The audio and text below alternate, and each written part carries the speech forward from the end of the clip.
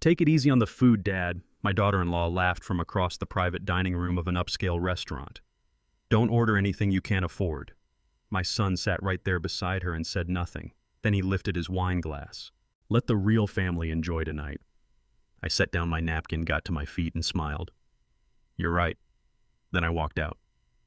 What they didn't know was that I had spent 6 months preparing for this exact moment.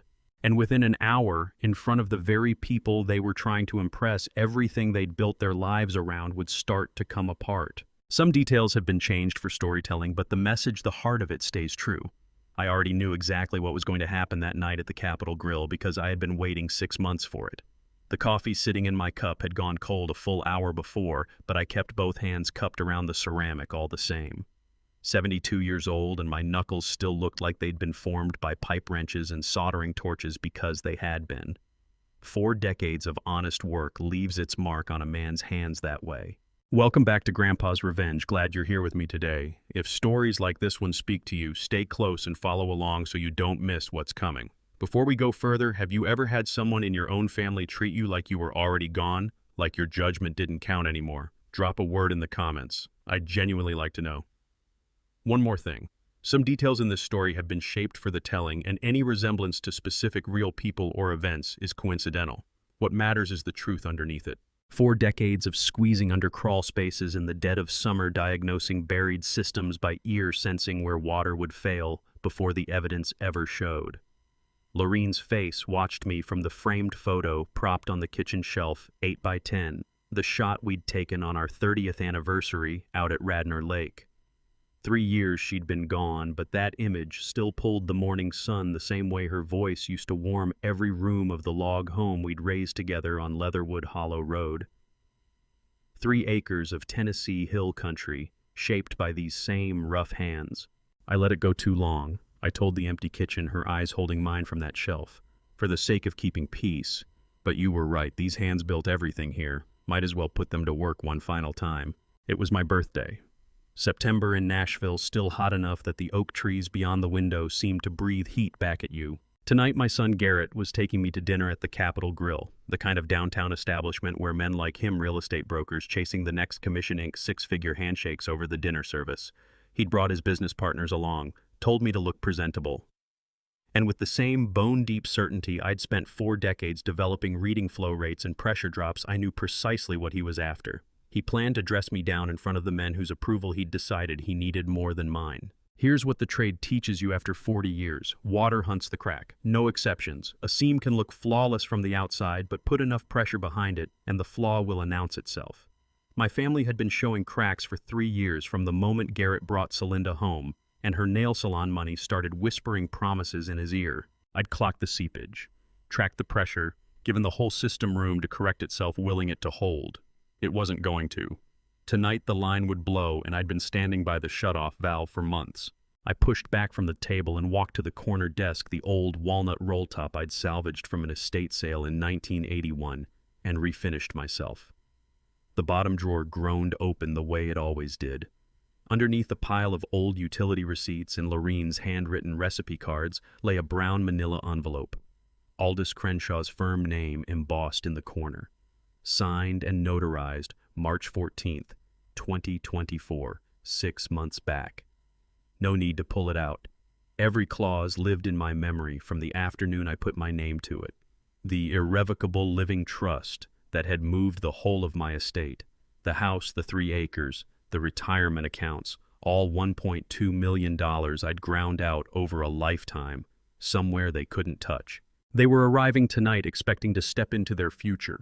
They were stepping into mine. I eased the envelope back into place and nudged the drawer shut. That familiar groan had a different sound to it now, something close to satisfaction. I ran hot water in the bathroom and worked lather up along my jaw. The face in the mirror was the record of 72 years, a man who'd honored his obligations, settled his accounts, and repaired whatever broke down around him. Eyes deep set, the gray-green of creek shallows. Skin the texture of work. The kind of face that made country club event photographers glance past you. Garrett had started finding reasons to leave me off those guest lists. My razor hand moved in the deliberate, unhurried rhythm I'd used to thread pipe for 4 decades. Master plumber, licensed 1984. The decade before that, I'd journeyed under men who treated the craft as a calling, and the 5 years before that, I'd apprenticed under older hands who believed a job done halfway was worse than one left undone. I'd grown my name the only way it sticks: one clean joint, one grateful customer, one 3 in the morning emergency at a time. Lorene always said she could smell what I did for a living when I walked through the door, motor oil pipe dope, the sharp bite of copper. She never handed me a bar of soap and told me to be someone else before supper. Never reached for the cologne bottle on my behalf. When I'd come dragging in after 18-hour stretches during the freeze of 2020, half of Nashville's supply lines blown, and every plumber in the county running on fumes she'd poured. My coffee worked the knots out of my shoulders and said I was still the man she'd chosen. For 3 years after we lost her, I'd been covering for them. For 3 years, I'd co-signed the notes, absorbed Garrett's bad bets, looked away whenever Celinda's expression curdled the moment she saw me step out of the truck in my work clothes. For 3 years, the pressure had been climbing, and I'd been watching the gauge. Tonight, I was releasing the valve. A man whose whole career was patching other people's failures, I ought to have caught this one sooner in my own house. But you resist the reading. You decide it's temporary, that whatever runs in the blood will eventually surface, that the kid who used to fetch your tools from the garage floor still lives somewhere inside the man in the expensive suit. Garrett hadn't just drifted. He'd made a decision to be embarrassed by me. I went to the bedroom closet, moved past the Sunday clothes Lorene had chosen, past the wool jacket that had last seen daylight at her graveside, back to where the worn everyday shirts waited in a row. The faded blue and gray flannel, the one Garrett despised most, came off the hanger. It held the ghost of the trade, even now, even clean. The shirt he'd once described jaw-tight as something that made me look like I should be asking for spare change. I did up the buttons, tucked the tail in, had a last look. 72 years old, hands like knotted rope built from nothing, eyes that had spotted the setup 6 months ago and spent every week since getting ready. In 6 hours at the Capitol Grill, my son was going to commit the worst error of his life. He'd taken the old plumber for a relic, worn out, too flattered by the invitation to notice the game. He had it exactly backwards. I glanced once more at Lorene's picture. Watch this, sweetheart. One last job. The fork never reached my lips. The private dining room at the Capitol Grill carried the particular smell of serious money truffle oil threading through the scent of aged beef wine, priced higher per bottle than some families pay for a week of food. Chandeliers scattered amber across the white linen. Garrett, 42, a tailored suit doing its best to conceal the anxiety underneath, faced me from across the table, a man on either side of him dressed to match. Harlan Beckford, 55, a commercial property investor, silver-haired Rolex, catching light every time his hand moved toward his glass. Colton Bexley, 48, Beckford's attorney and partner, still watchful, giving nothing away. Garrett had spent months circling these two, angling for a $200,000 development deal that would hand him what he really wanted, proof he'd arrived. Next to him sat Celinda, 39, who ran 2 profitable Nashville nail salons and wore the proceeds around her neck. Her smile was immaculate and reached no further than her lips. This dinner had been her idea. Garrett had never been able to hide a thing from me. I'd barely lifted my fork when my hand caught the rim of the water glass. It went over ice water, spreading fast across the white cloth. Half a glass, maybe. I went for my napkin. Garrett's chair went back hard enough to draw attention. Dad, look at yourself. No effort to lower his voice, the table beside us went quiet. You smell like motor oil. This is a 5-star restaurant, not your damn plumbing shop. Eat fast and keep quiet. Don't order anything expensive. It's our card, not yours. Harlan Beckford found something interesting in his plate. Colton Bexley lifted his wine glass and took a long, considered sip. Celinda eased back, and something in her smile shifted just a degree, just enough. Let the real family enjoy the good stuff, she said. What cuts deeper than the words, the quiet. The fact that Garrett kept his eyes off me, just stood there, chest working, giving me time to fold. I took my napkin, creased it once, set it on the table, and got to my feet with the same measured calm I'd used on Maine shutoffs for 40 years. You're right, son, I said. I'll get out of your way. The September night was cool outside. Behind me, the Capitol Grill's door swung shut, that hushed, weighty click of a place that charges for the ambiance. My phone had one missed call. Wells Fargo automated confirmation. I already had the message memorized. Authorized user revocation executed 28 minutes ago. 7:02 p.m. I'd placed that call sitting in my truck in the parking structure before I'd ever gone through the front door. 6 months of preparation. The dinner was just the release. I made the drive home, fixed myself a cup of tea, and settled into Lorraine's chair to wait because I could reconstruct exactly what was unfolding back at that table without being there. Garrett and Celinda let a safe 10 minutes pass after I left. Then they dropped the act. No more scanning the modest end of the menu. They went straight for it: dry-aged porterhouse blue crab bisque, a second bottle of Burgundy, then a third. Celinda's voice rose through the dining room, freed up now, bright and easy without the old man killing the mood. Garrett pitched forward across the table, selling Beckford and Bexley on the development deal with a confidence he hadn't been able to summon all evening. See, I handled it. Family's handled. Now let's talk about the real opportunity. 90 minutes later, bloated on wine and riding the certainty of men who believe they've already won, Garrett signaled for the check. Irvin Wakefield. The Capitol Grille's manager, 50 years old, silver threading through his hair at the temples. The kind of hospitality veteran who keeps faces filed away, stepped up himself. He was carrying the receipt and a declined transaction slip. I knew Irvin. 5 years back, a pipe had blown out behind his restaurant's kitchen at 9 on a Saturday night. I was the one who picked up the emergency line, stayed until 2 in the morning to keep his weekend service alive. Irvin hadn't forgotten. "I'm sorry, sir." His voice had that particular texture of professional regret that somehow sharpens the humiliation instead of softening it. "This card has been declined. The primary account holder, Mr. Norval Delaney, phoned our front desk 90 minutes ago. He also contacted his bank to cancel your authorized user status effective immediately. The balance is $1,847. You'll need to settle using your own card. Some pipes don't just develop a slow drip, they blow. And when they do, you don't reach for the patch tape, you kill the main valve and let physics handle the rest." Garrett's face drained white, then flooded red. He dug through his wallet, produced his card, slid it across. Declined.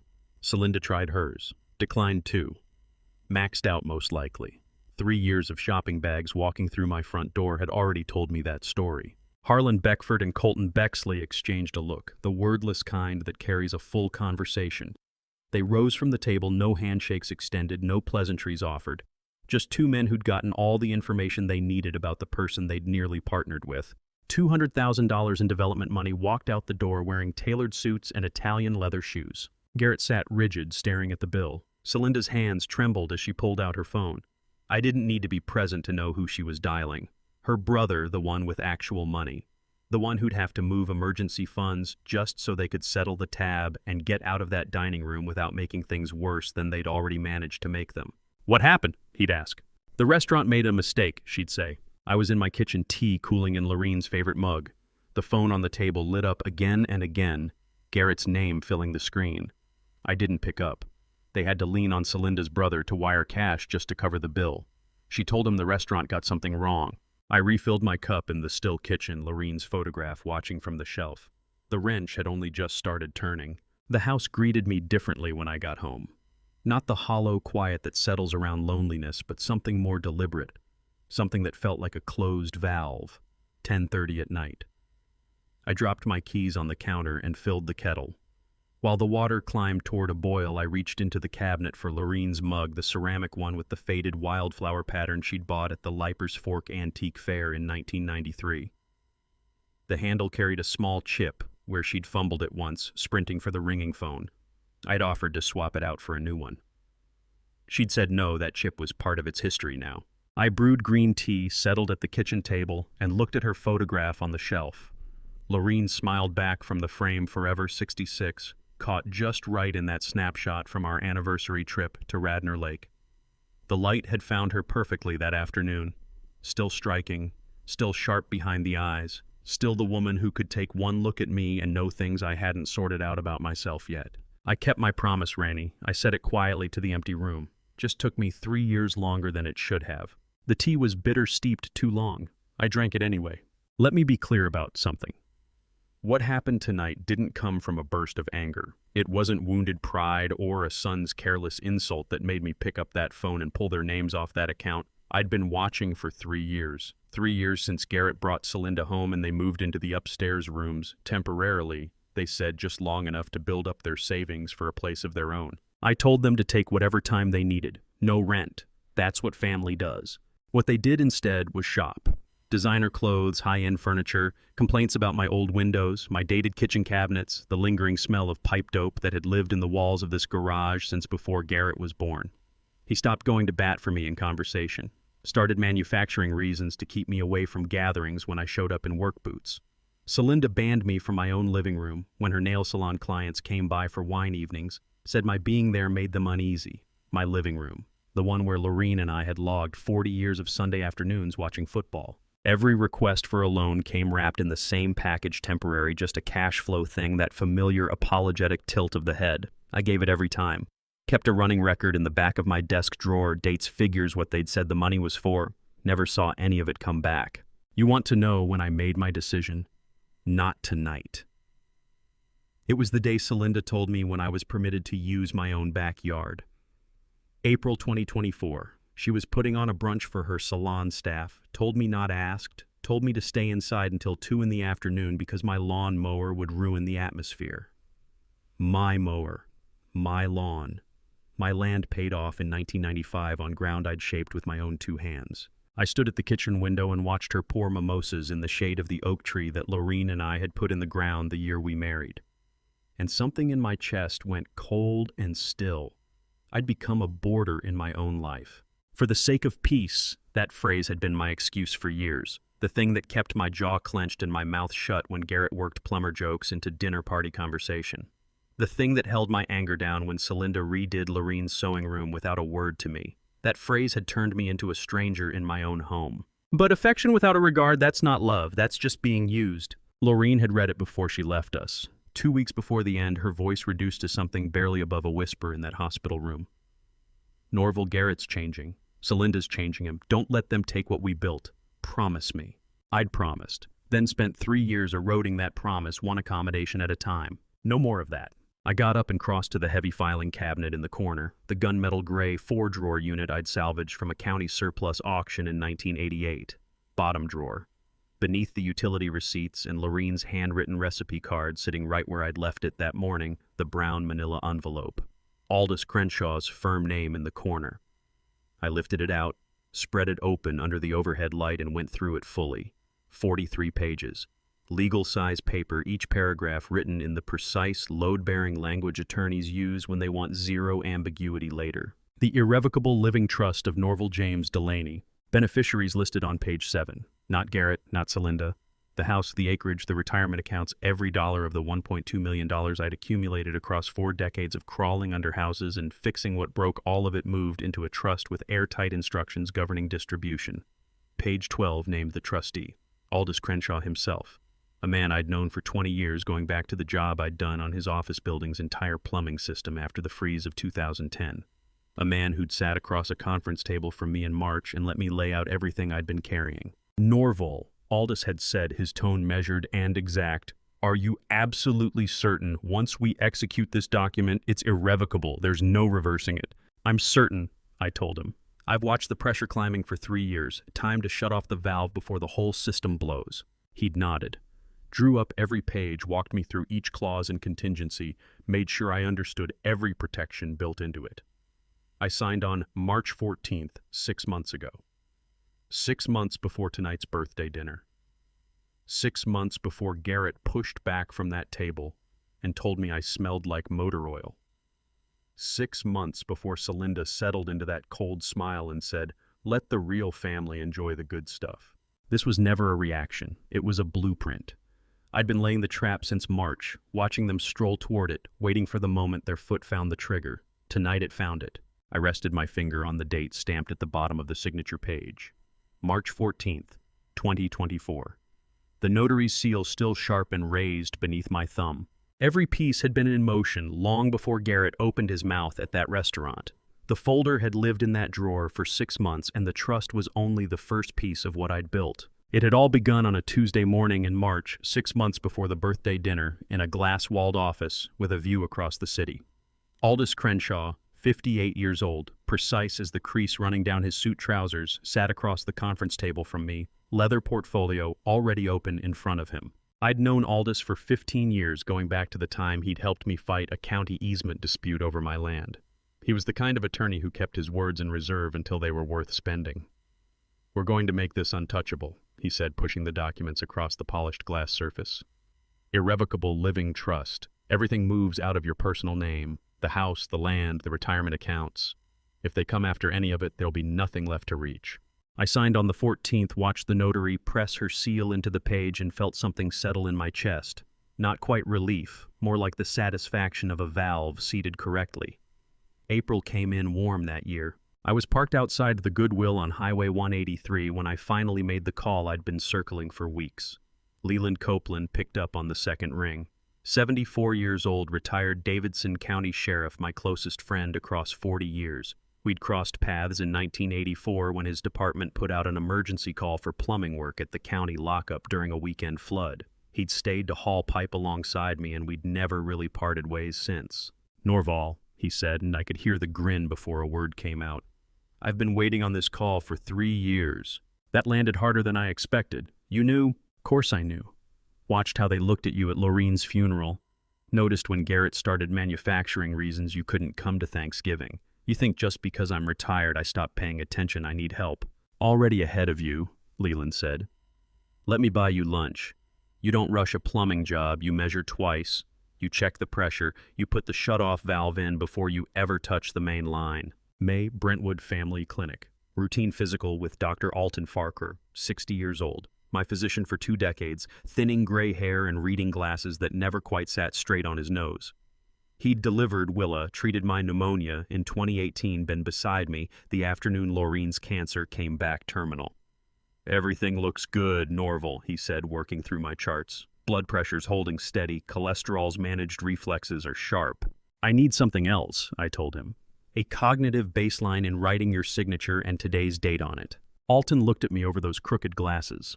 30 seconds of quiet. Then he reached for the Montreal Cognitive Assessment form.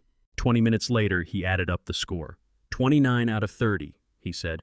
"Cognitively sharp. I'll document that, keep it on file, dated and signed." He didn't ask what it was for. He didn't need to. June. Leland brought me out to meet his son over coffee at a diner off Hillsborough Village. Beckett Copeland. 43 years old, former Nashville PD detective turned private investigator. Quiet voice, careful eyes, the kind of man who notices when someone checks their watch twice in a minute. "Dad says you need surveillance work," Beckett said. "Discreet?" "Very," I said. He slid a business card across the table. No logo on it, just a phone number. In late October, Leland and I would put the cameras in ourselves, but I needed the remaining pieces in position first. Small, invisible legal on my own property. I tested the footage on my laptop, crystal clear picture, audio clean. September 14th. Birthday dinner. The Capitol Grill. Everything I'd spent 6 months assembling came online the instant Garrett shoved back from that table and told me I smelled like motor oil. 1 week on early October, the next piece locked in. Late afternoon, golden Tennessee sun cutting through the oak trees, throwing long shadows across the back porch. I could see my neighbor beyond the fence working her rose beds, the spray arcing in the light. Then came the knock. Tentative. 3 quiet taps against the screen door. Willa stood on the porch. 14 years old, my granddaughter Garrett's daughter. She had her mother's dark hair, but her grandfather's eyes, the same creek water gray that Laureen always said could see straight through a lie. Her face was flushed, hands unsteady. In her right palm she held an old Samsung phone screen, fractured like a web of cracks. She said nothing, just raised it and pressed play. Celinda's voice came through the small speaker, cold and clear as January ice. "If we can prove he's losing it mentally, we petition for guardianship. His doctor is retired, we can find someone else to sign off." Garrett's voice, quieter, hesitant. "He doesn't seem confused to me." Celinda, again sharper this time, no patience left in it. "He doesn't have to be confused. He just has to look confused on paper. We get a judge to sign the order and everything transfers to Garrett as legal guardian. The house, the accounts, all of it. He's 72, no one's going to question it." Silence on the recording. Then Garrett so low I nearly lost it. "You're sure this will work?" "Trust me," Celinda said. The recording ended. That cracked phone in my granddaughter's shaking hands carried more weight than anything a lawyer could have manufactured. My own blood had just passed me the smoking gun. Willa looked up at me, eyes bright with tears that hadn't fallen yet. "I recorded it through the wall. My room is right next to theirs. The walls are thin. I thought you should know." I reached over slowly and put my hand on her shoulder. She was trembling. "Thank you, sweetheart," I said. "You did the right thing." She dried her eyes. "Is Dad going to be okay?" I drew her into a hug, felt the shaking in her shoulders. "Your dad is going to be fine. He's going to learn a very expensive lesson, but he'll be fine. I didn't tell her the rest. I didn't tell her that her mother was about to receive a lesson priced a good deal higher than money, and I still had pieces left to set before they made their move. The following morning, they came down the stairs like weather rolling in. Garrett, red-faced, Celinda, cool as stone. 9 o'clock.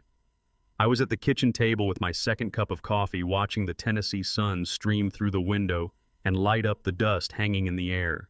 I'd been up since 5, made breakfast, worked through, the paper waited. Celinda arrived in the kitchen first, heels striking the hardwood in that metronomic way of hers. Garrett trailed 2 steps behind, shirt untucked, hair not touched. She planted herself at the table's edge, arms crossed. "We need to talk about the credit card," she said. "No good morning, no lead-in. We're family, we need it." I lifted my coffee, took a slow sip, set the mug back down with care, and let the quiet stretch. "Dad," Garrett's voice came out softer than I expected, almost coaxing. "Come on, this is ridiculous. Just add us back to the account. This is my house, Celinda," I said it quietly. "I need my half of the basement for my own projects." She blinked momentarily off her footing. "What?" I stood crossed to the heavy filing cabinet in the corner and drew open the bottom drawer. Behind me, I heard Garrett shift his weight, the old floorboards registering it. I lifted out 3 documents and laid them flat on the kitchen table without a word. The first was a formal written notice to vacate. 72 hours. Drawn up in strict compliance with Tennessee Property Code Section 24.005. Tenant names Garrett James Delaney and Celinda Ray Delaney. Property address 4782 Leatherwood Hollow Road, Nashville, Tennessee. A fresh notary stamp at the bottom. The ink had barely set. I'd had it notarized at 8:15 that morning, 45 minutes before either of them came downstairs. Garrett picked it up, read it through once, then went back through it again. The color left his face, the same blanched look I'd seen when he was 10 years old and had shattered Lorraine's favorite crystal vase. "What the hell is this?" His voice broke on the final word. I moved the second document across the table. A comprehensive consumer credit report. Garrett James Delaney, date of birth, social security number, current address. And then the damage entry by entry. 4 credit cards, all at the ceiling. Total revolving debt, $48,000. A pending collections lawsuit brought by a former real estate partner, amount claimed $35,000. A failed land speculation investment cosign loan in default, balance outstanding $67,000. Total liabilities $120,000. Celinda snatched the page off the table. For the first time in 3 years, I watched something give way behind her composure. Her hands weren't steady. Her face ran through 5 expressions inside 3 seconds.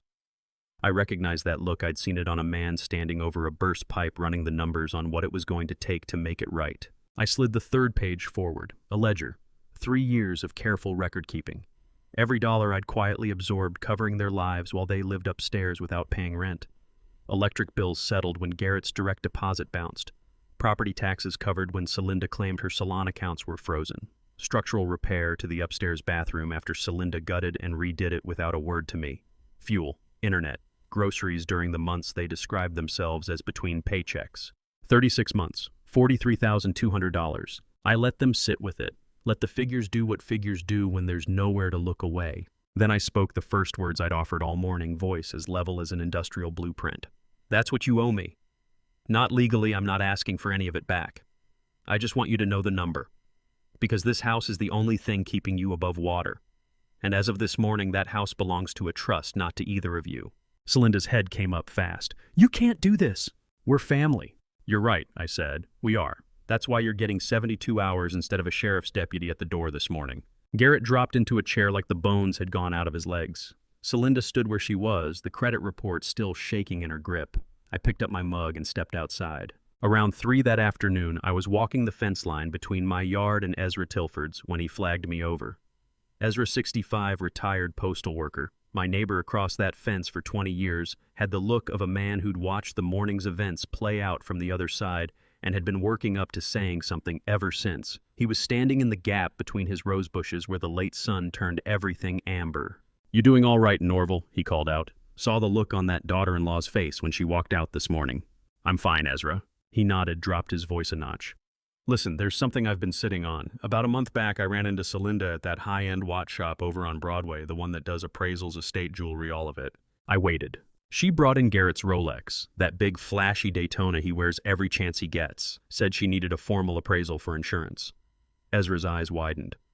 The master watchmaker took one look under his loupe and told her it was a high-grade replica, worth maybe $200, not the $12,000 she'd been claiming. Something cold settled low in my chest. Her face went scarlet, Ezra went on. She grabbed the watch and left without a syllable. I looked back toward the house up at the upstairs window where Garrett and Celinda's room faced the yard.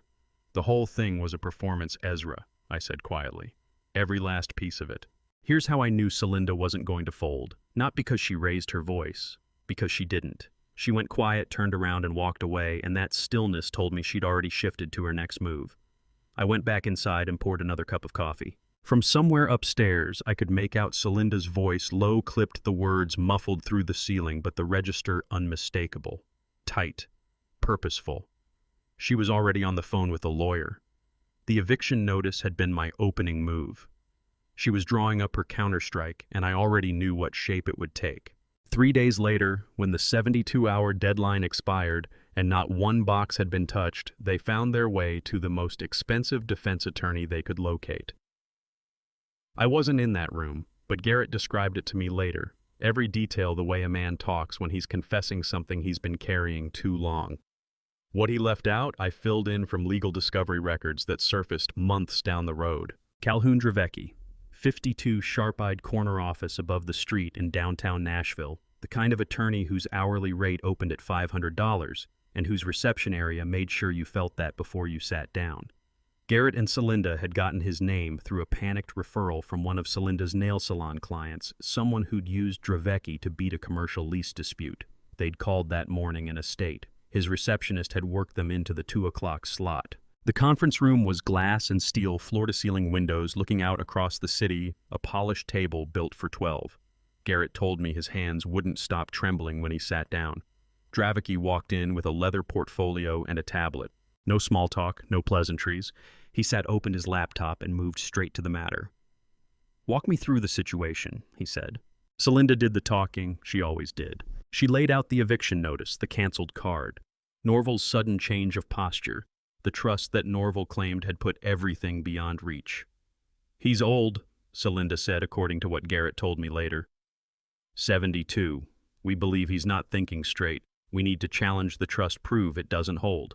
Dravecki's expression didn't shift. He pulled up the Davidson County Property Deeds Registry, began typing. Heavy, deliberate keystrokes that carried in the hush of the room. 10 minutes went by. His face moved from neutral to focused to something edging toward frustration. He typed faster, cycled through screens, cross-checked records. Garrett said the silence felt like being held underwater. Dravecki finally stopped. He pushed back in his chair, turned the monitor away from them, and exhaled long, quiet, deliberate. "Mr. Delaney," he said, voice flat and professional. "I need to make something clear. The property at 4782 Leatherwood Hollow Road, the 3-acre lot, and all associated real estate assets was transferred into an irrevocable living trust 6 months ago. Your father's name no longer appears as direct owner on any of these holdings." Garrett stammered, "What does that mean?" Dravecki looked at him the way a teacher regards a student who won't be graduating. "It means you have no legal standing to challenge the property. None whatsoever." The room went quiet. "The trust was executed in March." He kept scrolling. "Notarized, witnessed, filed with the county, clean paperwork, no irregularities. And here's the part you need to hear. It's irrevocable. His name can't go back on it even if he decided tomorrow that's what he wanted. The assets are locked." "But," Garrett started. "There's no but." Dravecki cut across him. "You could make an argument that he lacked mental capacity at the time of signing, but you'd need medical documentation, psychiatric evaluation, cognitive testing dated close to the execution date. And even with all that, the burden sits entirely with you. You'd be climbing uphill against clean legal papers and a competent notary." Celinda leaned forward. What if we can show he wasn't thinking clearly? What if we get a doctor to retroactively diagnose him 6 months after the fact?" Dravecki said. "Any judge would dismiss that before lunch, particularly if his own physician already put his competence on record before the trust was ever signed." Garrett told me later that Celinda went absolutely still at that. Not a flinch, not a blink. Just fixed her eyes on Dravecki as though she were committing every word to memory. "So there's nothing we can do," Garrett said, barely above a whisper. "Legally." Dravecki shut his laptop.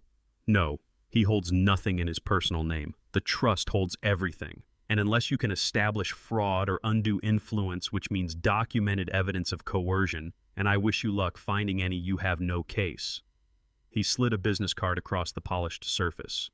"My retainer for this category of litigation starts at $25,000, and I'm telling you plainly you'd lose. I don't take on cases I can't win. This one you cannot win." When pressure builds and the blockage won't clear, some people stop trying to fix it and start trying to break the pipe instead. Garrett said they sat in that glass room another 5 minutes while Dravecki walked them through the finer points of Tennessee estate law. But Celinda wasn't listening. She was staring through the window at the skyline, jaw-set fingers tapping a soundless beat on the armrest. When they finally stood to leave, Garrett tried to say something to her in the elevator. She didn't respond, didn't look at him. They crossed the parking structure without a word between them, climbed in. Celinda took the wheel. Not one word the entire drive home. She kept her gaze on the road ahead, hands firm on the wheel, eyes working through something Garrett couldn't follow. He tried once. "So what do we do now?" She let it hang there unanswered. When they pulled into the driveway on Leatherwood Hollow Road, she cut the engine and sat without moving for a full minute. Then she got out, went inside, and went straight upstairs. Garrett laid all of this out for me 3 months later, hunched over a booth at the Gallatin Avenue diner, face in his hands, crying the way I hadn't seen him cry since he was small. But I didn't need him to fill in what came next because I already understood that silence in the car. It wasn't defeat. It wasn't someone accepting a loss. It was the sound of a person who'd just been checkmated, deciding to overturn the board entirely. Celinda hadn't quit. She'd just found a different gear. And I knew precisely which one. The recording Willa had captured through the wall ran 11 minutes. I'd been through it 3 times before morning. 11 minutes, and Celinda had mapped out everything. Find a private clinic physician willing to put his name on a fraudulent cognitive decline assessment, cash transaction, no questions. Didn't need to be accurate, just needed to look official. Carry that document into Davidson County Probate Court and file for an emergency durable power of attorney. Once they had legal control in hand, they could invalidate the trust from the inside. Allege undue influence, allege diminished capacity, allege whatever it took to crack open the assets. "The trust can be challenged," Celinda said on the recording. "We just need the right paperwork. Medical records showing he wasn't competent when he signed. A judge will take a doctor's word over a 72-year-old plumber's."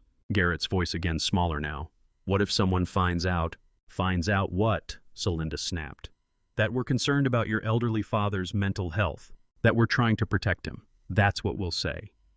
And by the time anyone asks questions, we'll already have control." My granddaughter pressed record.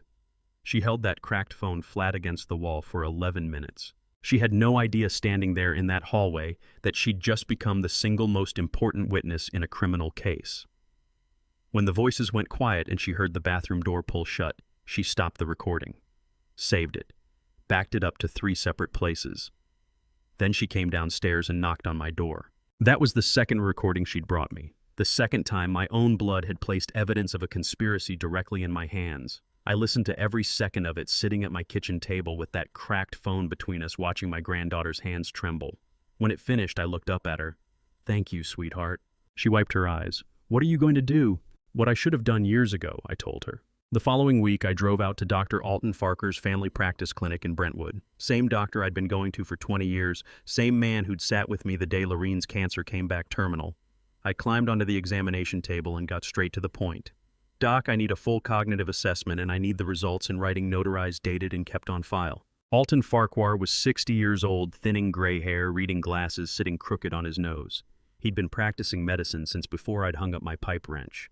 He studied me for a long moment, didn't ask why I didn't need to. "Sit tight," he said. He came back carrying a clipboard and a packet of papers, the Montreal Cognitive Assessment MOCA they call it, a 30-point neurological test covering memory, language, abstract thinking, executive function, the gold standard for measuring cognitive decline. He walked me through the whole thing, asked me to memorize 5 words and recall them later, draw a cube, identify animals, subtract 7 from 100, then keep going. State the date, the city, the place. I answered every question without hesitation. When you've spent your life as a plumber, you learn to think 3 moves ahead. You don't wait for the pipe to blow, you put in the shutoff valve before there's any pressure on the line at all. 20 minutes later, Alton tallied the score. 29 out of 30, he said. He wrote it down, signed, dated it, October 14th, 2024. Then he entered it into his computer system. Permanent medical record logged, sealed, time-stamped. He printed a second copy. Notarized it himself, kept a stamp in his office for situations exactly like this one. He slid the paper across the desk. Norval Delaney, age 72, cognitively sharp. No evidence of dementia or cognitive impairment. Full legal capacity confirmed as of October 14th, 2024. He held my gaze. Norval, whoever they are, they picked the wrong man to mess with. I shook his hand, folded that document with care, and walked back to my truck. At home, I pulled the brown manila envelope from the filing cabinet, the one bearing Aldous Crenshaw's law firm logo in the corner, the one holding the trust documents inside. I added the cognitive assessment, slid it right alongside the notarized trust papers. One by one, every exit they thought they had was being sealed off. They just didn't know it yet. Celinda was scheming to have me declared mentally incompetent. Her plan was to find some cooperative doctor to sign off on a fraudulent diagnosis, then march into probate court and argue I'd lost my faculties by the time I signed my estate over. But I already had a certified baseline signed by a physician with 20 years of history treating me notarized entered into the permanent medical system dated after the trust was executed. Every door she believed she could walk through, I'd already bolted shut from the inside. But Celinda wasn't the only one doing the digging. The private investigator slid 2 folders across the table, and before I'd opened either one, I already knew things were about to get considerably worse. Mid-October, late afternoon. I was tucked into a dim corner booth at an indie coffee house on Broadway. Exposed brick walls, music turned up just loud enough to bury a private conversation. Beckett Copeland sat across from me, 43 years old, wire-rimmed glasses, plain polo shirt, laptop open between us. Leland's son, former Nashville PD detective, the kind of investigator who simply didn't let things slip past him. He'd been working for 3 weeks. I'd paid his retainer in cash, an old habit from decades of blue-collar life where you learned not to leave paper trails unless you absolutely had to. Your son's debt is exactly as we outlined, Beckett said, tapping the first folder. $120,000 across 4 maxed credit cards, a real estate partner lawsuit, and that land deal that went sideways. But your daughter-in-law, that's where it gets interesting. He opened the laptop and turned the screen toward me. Court records. State of Nevada, Clark County, District Court case filed, March 2015. Celinda Varela defendant, commercial insurance fraud. Nevada 2015, Beckett said. She was working as an insurance broker in Las Vegas, got caught falsifying claims documentation for a commercial property client, inflated damage estimates, forged inspection reports. The client was trying to collect on a water damage policy for damage that never actually occurred. I stared at the screen and read the case summary twice. She took a plea deal, Beckett went on. Probation, no jail time, but a permanent felony conviction. And here's the part that matters. The Nevada Department of Insurance pulled her brokerage license for life. She can never work in insurance again. Not in Nevada, not anywhere that runs a background check. I leaned back and let that settle. That's why she's been so careful to stay well clear of anything involving law enforcement, I said, almost to myself. Beckett nodded. Exactly. She has everything to lose the moment this gets anywhere near a courthouse, a felony on her record, a revoked professional license. She'd run from Nevada, crossed into Tennessee, and built cash-based nail salons designed to stay under the radar. Kept as much off the books as she possibly could. A felony conviction, a revoked license. A woman whose entire Tennessee life had been constructed on top of the wreckage she'd left behind in Nevada. And now she was running a con on a 72-year-old plumber. I looked out the window at the Broadway traffic, watched the cars stream past in the slanted late afternoon light. What else? I asked. Beckett closed the laptop and pushed the second folder across the table. Thinner than the first, just a few pages. I opened it. Bank statements. A federal credit union in Murfreesboro, about 20 miles outside Nashville. Account opened April 2022. Account holder, Celinda Ray Delaney. Garrett's name wasn't on it. Current balance, $47,000. I turned through the statements. Regular deposits month after month. Small figures, $300 here, $500 there. Sometimes $1,000. Always cash. Always rounded numbers that bore no resemblance to any payroll or business income I'd ever seen on paper. Cash skimming, Beckett said. From the nail salon, she's been pulling money out of the registers for 3 years, never reporting it, never running it through the books. The IRS has no idea it exists. He set down a second sheet, a summary he'd compiled himself. Estimated unreported income built from deposit patterns and business revenue analysis. $127,000 over 3 fiscal years. This is an exit fund, Beckett said. His voice was flat professional, but I caught the edge underneath it. If her play to seize your estate fell through, she was positioning herself to vanish and leave your son buried under everything. I stared at the number, $47,000 still sitting in the account. Another $80,000 already spent or stashed somewhere out of reach. Garrett had no idea.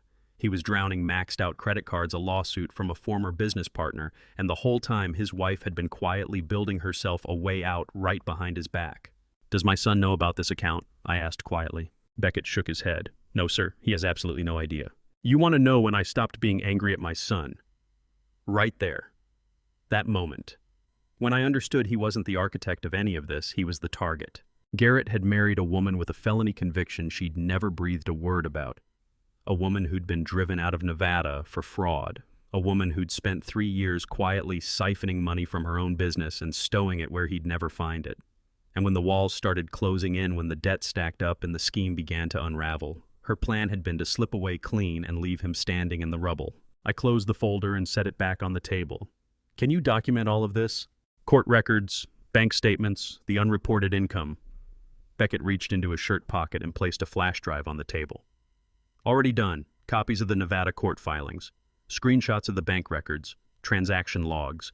If this ever lands in front of law enforcement or a judge, you've got everything you need." I picked up the flash drive and slipped it into my pocket. "What do I owe you?" Beckett told me. I counted out the cash from my wallet, 20s and 50s. He didn't ask for a receipt. "One more thing," he said. "If she works out that you know any of this, she's going to escalate. People with this kind of history, when they get cornered, they don't stand down. They dig in harder." "I know," I said. I walked out to my truck and drove home through the October afternoon. The sun was dropping behind the hill country, casting long shadows across Leatherwood Hollow Road. I thought about Garrett, not with anger, but with something closer to sorrow. He'd chosen a partner who'd been running her own play the entire time, and his pride had kept him from ever seeing it. She'd married him for a foothold on his father's estate. She'd quietly built herself an escape fund in case the whole thing came apart. And now that the legal avenues had closed off, she was shifting towards something uglier. But I wasn't finished building my case yet. The cameras went in on a Tuesday morning while they were both at work. 2 pinhole lenses no bigger than a shirt button, invisible unless you'd put them there yourself.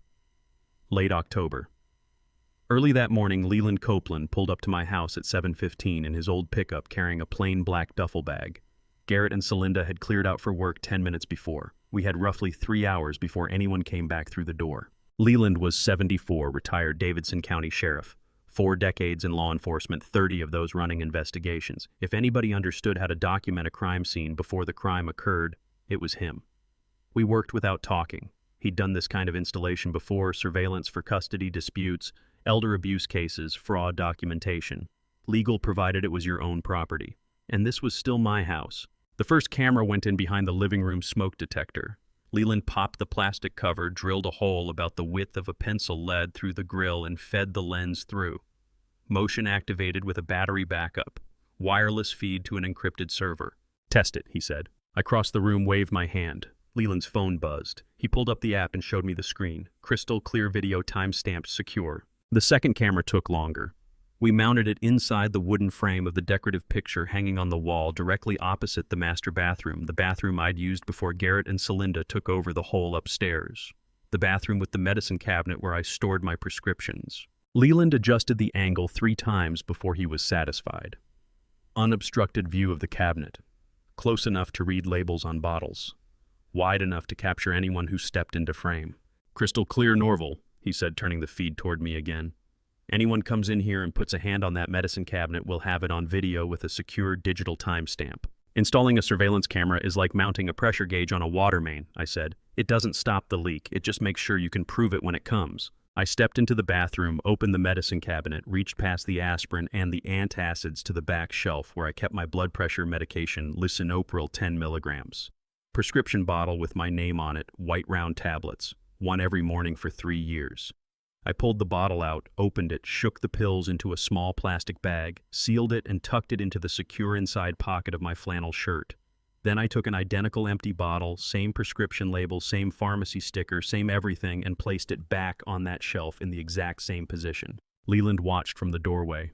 "You sure about this, Norval?" he asked quietly. I looked at him. "Leland, I've been fixing broken pipes for 40 years. You don't rush the job, you find the leak, then you shut the valve." He nodded. He understood. We cleaned up, packed away the tools. He slipped out through the back door at 9:30. I put on a pot of coffee and sat at the kitchen table staring at Lorene's photograph, waiting. 3 days later, early November morning, I went into the master bathroom and opened the medicine cabinet. My fingers closed around the prescription bottle, and I knew right away. 40 years in the trade teaches you to read systems by feel. Something was wrong the instant I touched it. Weight sound the way it sat in my hand. Everything said tampered. The bottle was lighter, not by much, but enough. I shook it. The rattle wasn't right. Pills moving inside, but the sound was off, wrong density, wrong material. I carried the bottle to my workshop and set it under the magnifying lamp on my workbench, the same lamp I'd relied on for 40 years to check pipe fittings and valve seals. I opened it. The crisp, white, round tablets were gone. In their place sat smaller pills, yellowish, different shape, different coating. I counted them. 30 pills matching the prescription count, but these were not lisinopril. I picked one up with tweezers, turned it under the lamp, checked both sides for markings. Over-the-counter sleep aid. High-strength sedative, the kind available at every pharmacy in Nashville. The kind that in concentrated doses brings on heavy drowsiness, chronic confusion, vertigo, disorientation. The perfect chemical cocktail to manufacture a dementia episode in front of a paid medical evaluator. I set the pill down and studied it for a long moment. There it is, I thought, the leak I'd been waiting for. I returned the pills to the bottle, screwed the cap back on, walked to the bathroom and set it in the exact same spot on the shelf, positioned at the exact same angle. Then I went to the kitchen, put on a fresh pot of coffee, sat down at the table and stared at nothing while I worked through what had just happened. Celinda had walked into my bathroom, opened my medicine cabinet, removed my blood pressure medication, and swapped it for sedatives designed to make me look like I was losing my mind. The plan was to drug me, fog my thinking, make me unsteady, then bring in some cooperative doctor to confirm cognitive decline, use that evaluation to petition for guardianship, invalidate the trust, and take control of everything. And she'd done every bit of it on camera. I picked up my phone and dialed Leland. He answered on the second ring. Norval. The second phase just started, I said. 6 words, that's all it took. Silence. Then Leland's voice came back low and even. I'll make the calls. He understood immediately. The financial fraud was one thing, civil fixable, the kind of damage you could recover from. Credit card abuse, estate manipulation, even the guardianship scheme, those were legal battles. But this tampering with an elderly person's medication, that was criminal. Tennessee Penal Code, injury to an elderly individual, first-degree felony, 5 to 99 years in state prison. And the cameras had taken it all in. Leland had pulled the footage the morning after I found the sedatives. Time-stamped, crystal clear. Celinda entering the master bathroom at 2:15 in the afternoon, opening the medicine cabinet, removing my prescription bottle, standing there for 43 seconds with her back to the camera, her hands moving in ways the angle couldn't capture, returning the bottle to the shelf, walking out. We had her. But Leland wanted more. If she's planning to bring in a fake doctor, he'd said over the phone, we need to let her believe it's working. Let her think the drugs are doing what she wanted. So I started the performance. Early November. 2 weeks of calculated confusion. I stood in my workshop one afternoon while Celinda was upstairs, reached toward the toolbox, let my hand hover just a beat too long, then closed my fingers around a socket wrench instead of the pipe wrench I actually needed. Used it anyway, fumbling just slightly. Not theatrical, just enough for her to notice and write it down. From the top of the stairs, I could feel her watching. Another day. I stood in the center of the kitchen for 30 seconds, just stood there staring at nothing, like I'd walked in for a reason and lost it. Celinda moved past me. I caught her pulling out her phone, thumbs moving quickly. Notes app, most likely logging everything she saw. I misplaced my truck keys, once left them right there on the kitchen counter, spent 5 minutes searching for them. Asked Garrett if he'd seen them. He pointed to the counter. I acted surprised. Acting confused is like soldering copper. You need just enough heat to make the joint hold, but not so much that it scorches and gives itself away. Willa saw through it on the 3rd day. It was evening in the kitchen. Celinda had just headed upstairs. I'd been putting on a show of not remembering where the coffee mugs were kept, opening the wrong cabinet, looking puzzled. The moment Celinda's footsteps faded above me, I reached straight into the right cabinet and pulled out Laureen's favorite mug without a second's hesitation. Willa was standing in the doorway. 14 years old, gray eyes that caught everything. She watched me pour the coffee. She watched me sit down. She didn't say a word. Later that night, she came downstairs quiet, deliberate. Knocked softly on my office door. I let her in. She stood there a moment, then asked it straight out. Grandpa, are you acting? I looked at her. This child who'd handed me 2 audio recordings of criminal conspiracy. This child who had watched her own mother scheme to take her grandfather apart. A quiet smile. Keep this between us, I told her. Think you can manage that? She dipped her head. Something flashed behind those eyes, sharpness, a kind of conspiratorial readiness, the look of a kid who understood exactly what was at stake. "What happens next?" she asked. "The right thing," I said, "but on their clock, not ours. They have to stay convinced they're ahead." Another nod. She got it without needing it spelled out. Right there that evening, my granddaughter became my ally. We were in this together now. November 18th. Tuesday, 10 o'clock at night.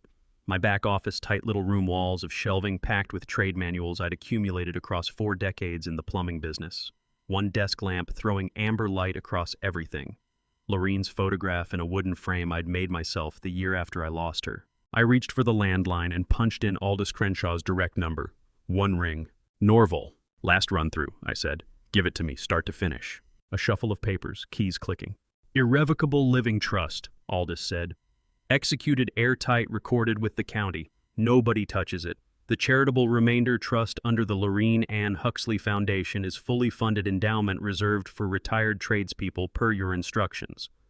Your Mosier result 29 out of 30 sits notarized and dated in county court records, sealed deep enough that no bought doctor can get to it." A pause. I could hear him steadying himself. "Norval," his voice dropped a register. "If they arrive with a fraudulent power of attorney and some doctor they've paid off, we are ready for them. The instant they cross that threshold, every charge clicks into place. Elder abuse, fraud, criminal conspiracy, and medical malpractice if that doctor's part of it. The video, the medication swap, all of it documented." "Tuesday, November the 25th, I said. "That's their day." Quiet on his end. Then, "What makes you so sure?" "Day before Thanksgiving," I said. "They're counting on me not wanting a scene in front of the holiday. They've decided sentiment is the chink in my armor." I let a beat pass. "It used to be. It's not anymore." Aldous said nothing for a moment. 7 days, he said at last. 7 days, I said back. "The moment it starts, you call me," he said. "Leland's on standby. The DA's people have already been walked through it. Everything's in position." I set the receiver down, stared at the wall calendar. 7 days. I turned in early. What I felt wasn't dread. It was the settled quiet of a man who has done every last thing he's able to do and now leaves the water to find the crack he deliberately left open. November 25th lived in my head, not on any paper. Didn't have to be written anywhere. A plumber knows when a system is pressurized beyond what it can hold. I'd run every line clean-seated, every fitting documented, every move they'd made against me. Now the job was simply to stand back and let them confirm what I already knew. I was waiting for the pressure test. The gauge was nearly pegged. Something had shifted in the air inside that house, thick and close, the way the sky goes wrong before a Tennessee supercell rolls through. The 3rd week of November ticked past. The 25th was bearing down. Celinda had stopped putting on any kind of friendly face. She dragged my porch chair, the one I'd settled into every evening for 20 years, off the deck, and dropped it in the muddy strip along the side of the house where the sprinkler overflow sat. Left it out all night. I found it the next morning with the legs buried 2 inches deep. Cleaned it off, dried it, carried it back to its spot without a word. She lined the trash cans up directly against the kitchen window, cutting off my sightline to the oak tree Lorene and I had put in the ground back in 1988. I relocated them to the side of the house where they'd always lived. Heavy Amazon boxes appeared in the main hallway, 3 mornings running, planted right where my feet went every day. I stepped around them, moved them clear, kept my mouth shut. The whole interior of that house felt like a pocket of gas, odorless, colorless, a single spark from going up. Garrett had stopped meeting my eyes. Gone before the sun, back after dark, pulling into the driveway, making straight for the stairs, never once drifting toward the kitchen. I'd track his footsteps moving across the ceiling, then the bedroom door shutting. The signature of a man who has let himself get dragged into something he knows is rotten but can't find the nerve to step back from. One afternoon, I was out working the garden hose, moving slow through the beds. November in Tennessee, everything brittle and brown, dormant, but not finished, just holding its breath. Garrett swung into the driveway, climbed out, hesitated, then crossed toward me. I kept the water moving, didn't turn. "Dad," barely above a murmur, exhausted. I shifted the spray to the next row. "She's under a lot of strain," he said. "It doesn't need to go where it's going." I watched the water darken the cracked earth. "Son," I said, eyes still on the ground, "it went exactly this far the night you sat at that table and kept your mouth shut." Nothing behind me but silence. I heard the shuffle of his feet, the searching that leads nowhere, and then the retreat footsteps receding, the back door pulling closed. That night the argument started up through the ceiling. Her voice cut through the drywall, hard-edged, relentless. His sounded hollow. Ground down.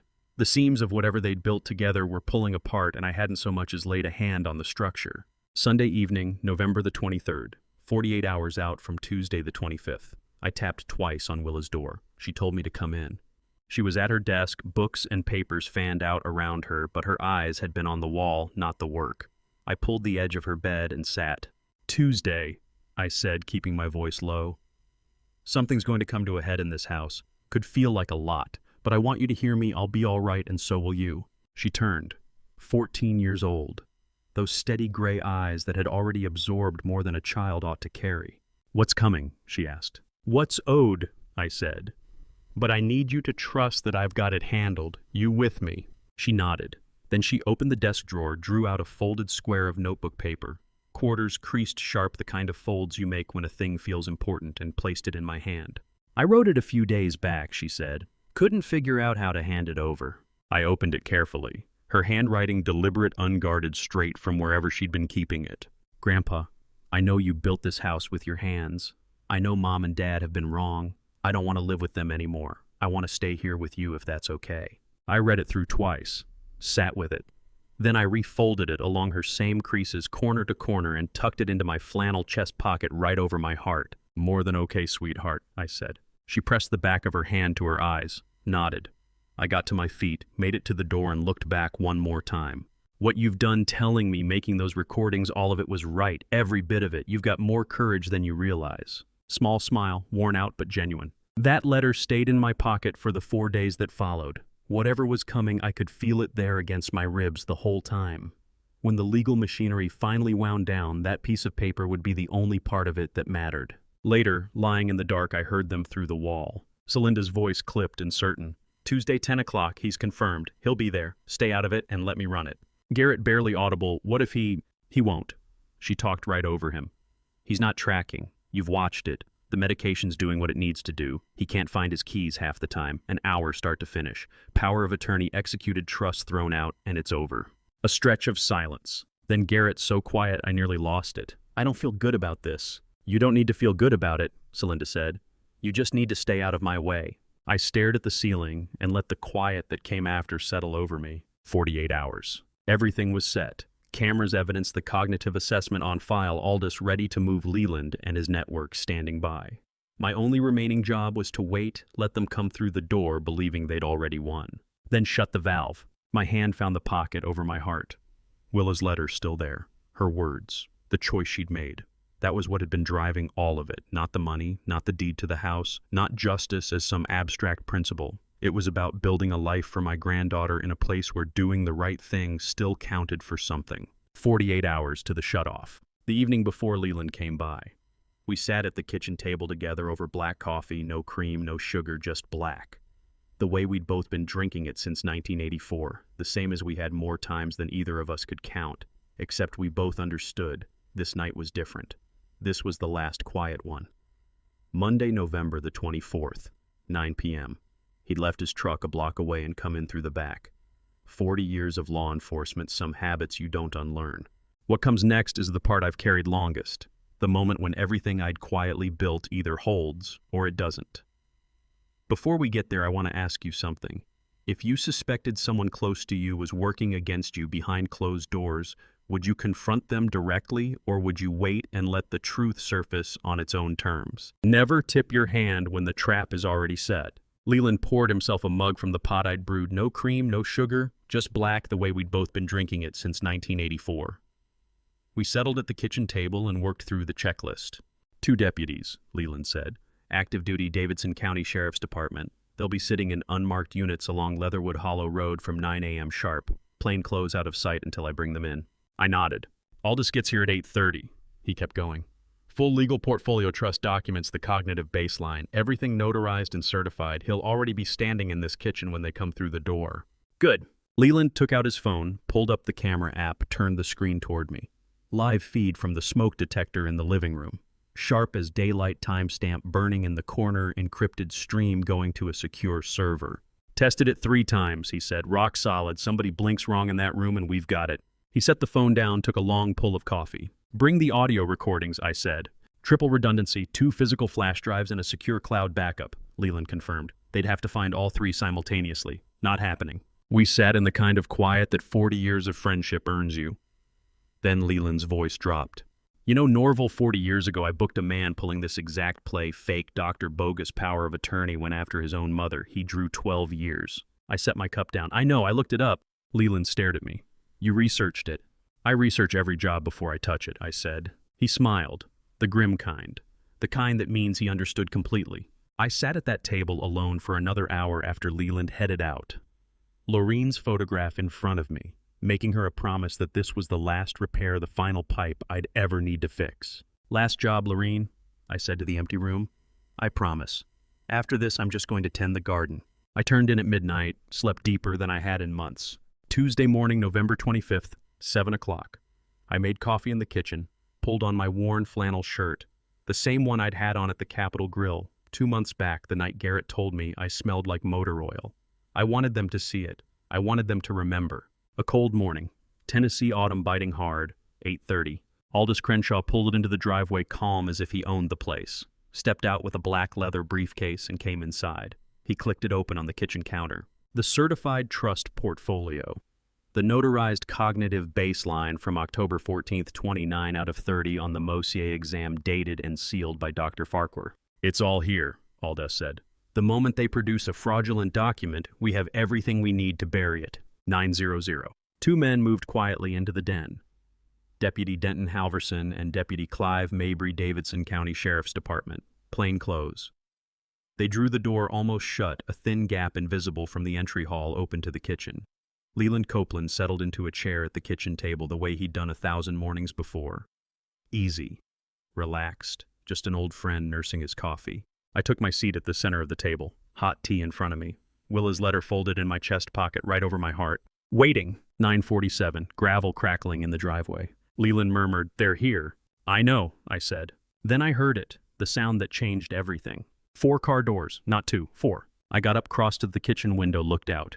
Garrett, Celinda, a man in a white medical coat carrying a leather bag, and 2 workers in scrubs rolling a mobile gurney up the front walk. 4 doors, a transport team. This wasn't only fraud anymore, they were planning to physically carry me out of my own house. They brought backup, I said quietly. Leland stepped up beside me, looked out, his jaw going tight. Mobile gurney, he said. Medical transport, they came here to take you out on a stretcher. I watched them come up the walk. Celinda leading, composed, cold.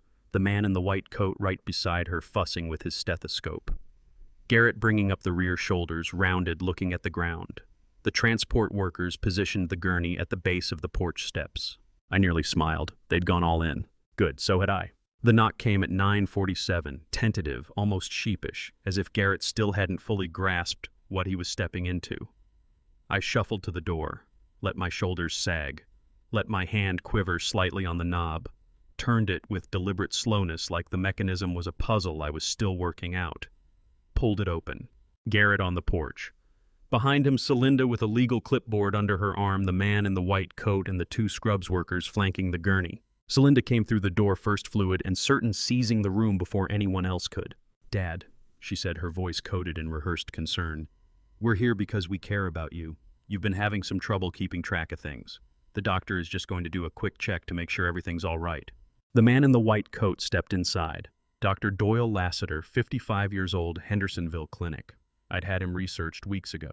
$3,000 cash. A pre-filled cognitive incompetence form already signed and dated, just needed a name in the blank. He unzipped his bag. His voice arrived warm and practiced.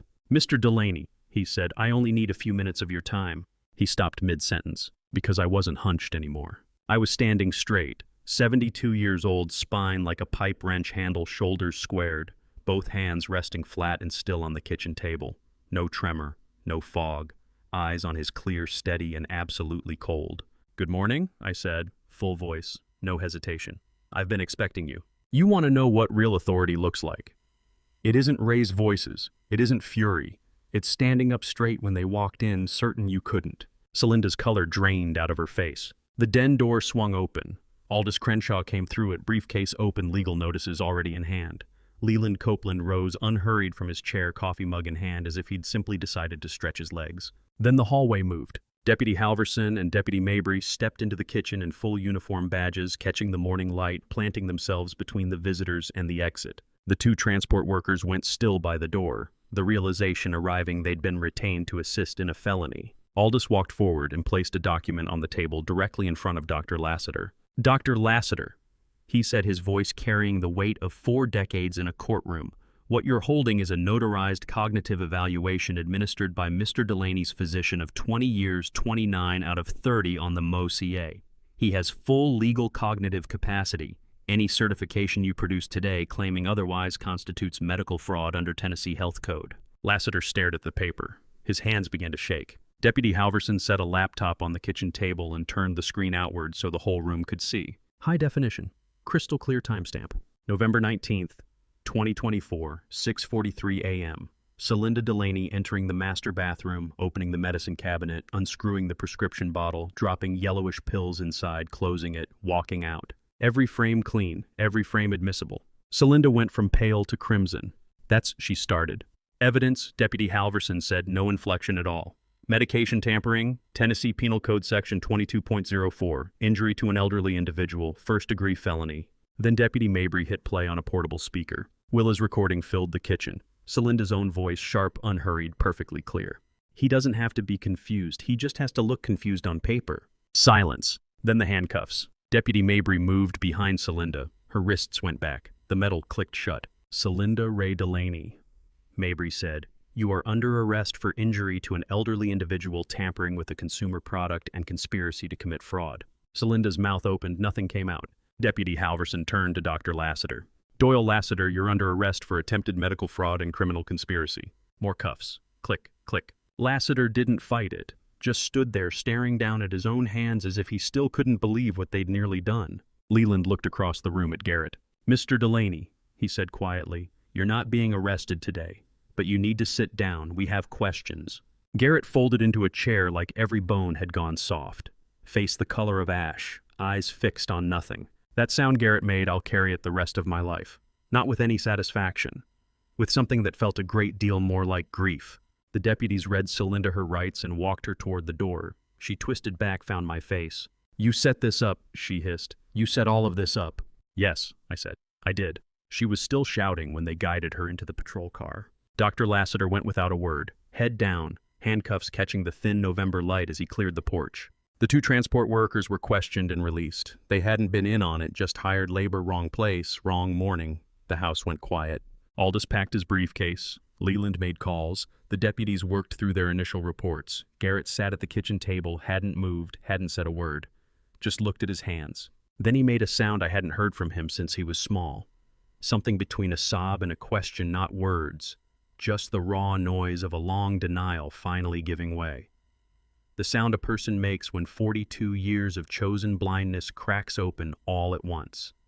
Like a child discovering for the first time that what you do has weight. That choices leave marks, that you can't reach back and undo them. It was the most sorrowful thing I'd ever heard, and it was 42 years overdue. But the hardest conversation was still in front of me. After they walked Celinda and the doctor out, Garrett stayed at my kitchen table a long while, staring at his hands like he was meeting them for the first time. Leland and Aldous stepped out onto the porch, pulled the door behind them. The kind of privacy you make for conversations that shouldn't have witnesses. Garrett sat without speaking, fingers laced together, knuckles drained of color. I poured a cup of coffee for myself, didn't offer him one, and waited. His voice came out broken. "How long have you known Dad?" I took a sip. Set the cup down with care. "Long enough," I said. He raised his eyes, red-rimmed, hollowed out. "The medicine, the cameras, the lawyer."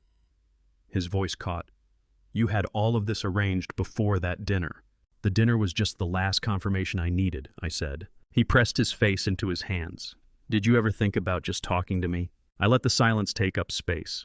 Let it hang there between us, let it bear down until it hurt the way it was supposed to. "I did, son," I said at last. "For 3 years, every time I tried, you looked somewhere else. Some pipes, when the corrosion goes that deep, talking doesn't get it done. You have to pull them out and start over." Garrett had nothing to say to that. Tears dropped quietly onto the old wood table Lorene and I had hauled home from an estate sale in 1990. I watched my son cry, not with any satisfaction, but with something that felt much more like grief. "What happens now?" he asked, barely audible. "Now, son," I said, "you figure out who you are without her in your ear telling you." He nodded slowly, the way a man nods when he's learning to use his legs again after a long time down. Garrett left at 2 o'clock in the afternoon. I stood at the window and watched his car roll away down Leatherwood Hollow Road. Stayed there a while. I'd expected to feel something clean relief maybe, or some version of triumph.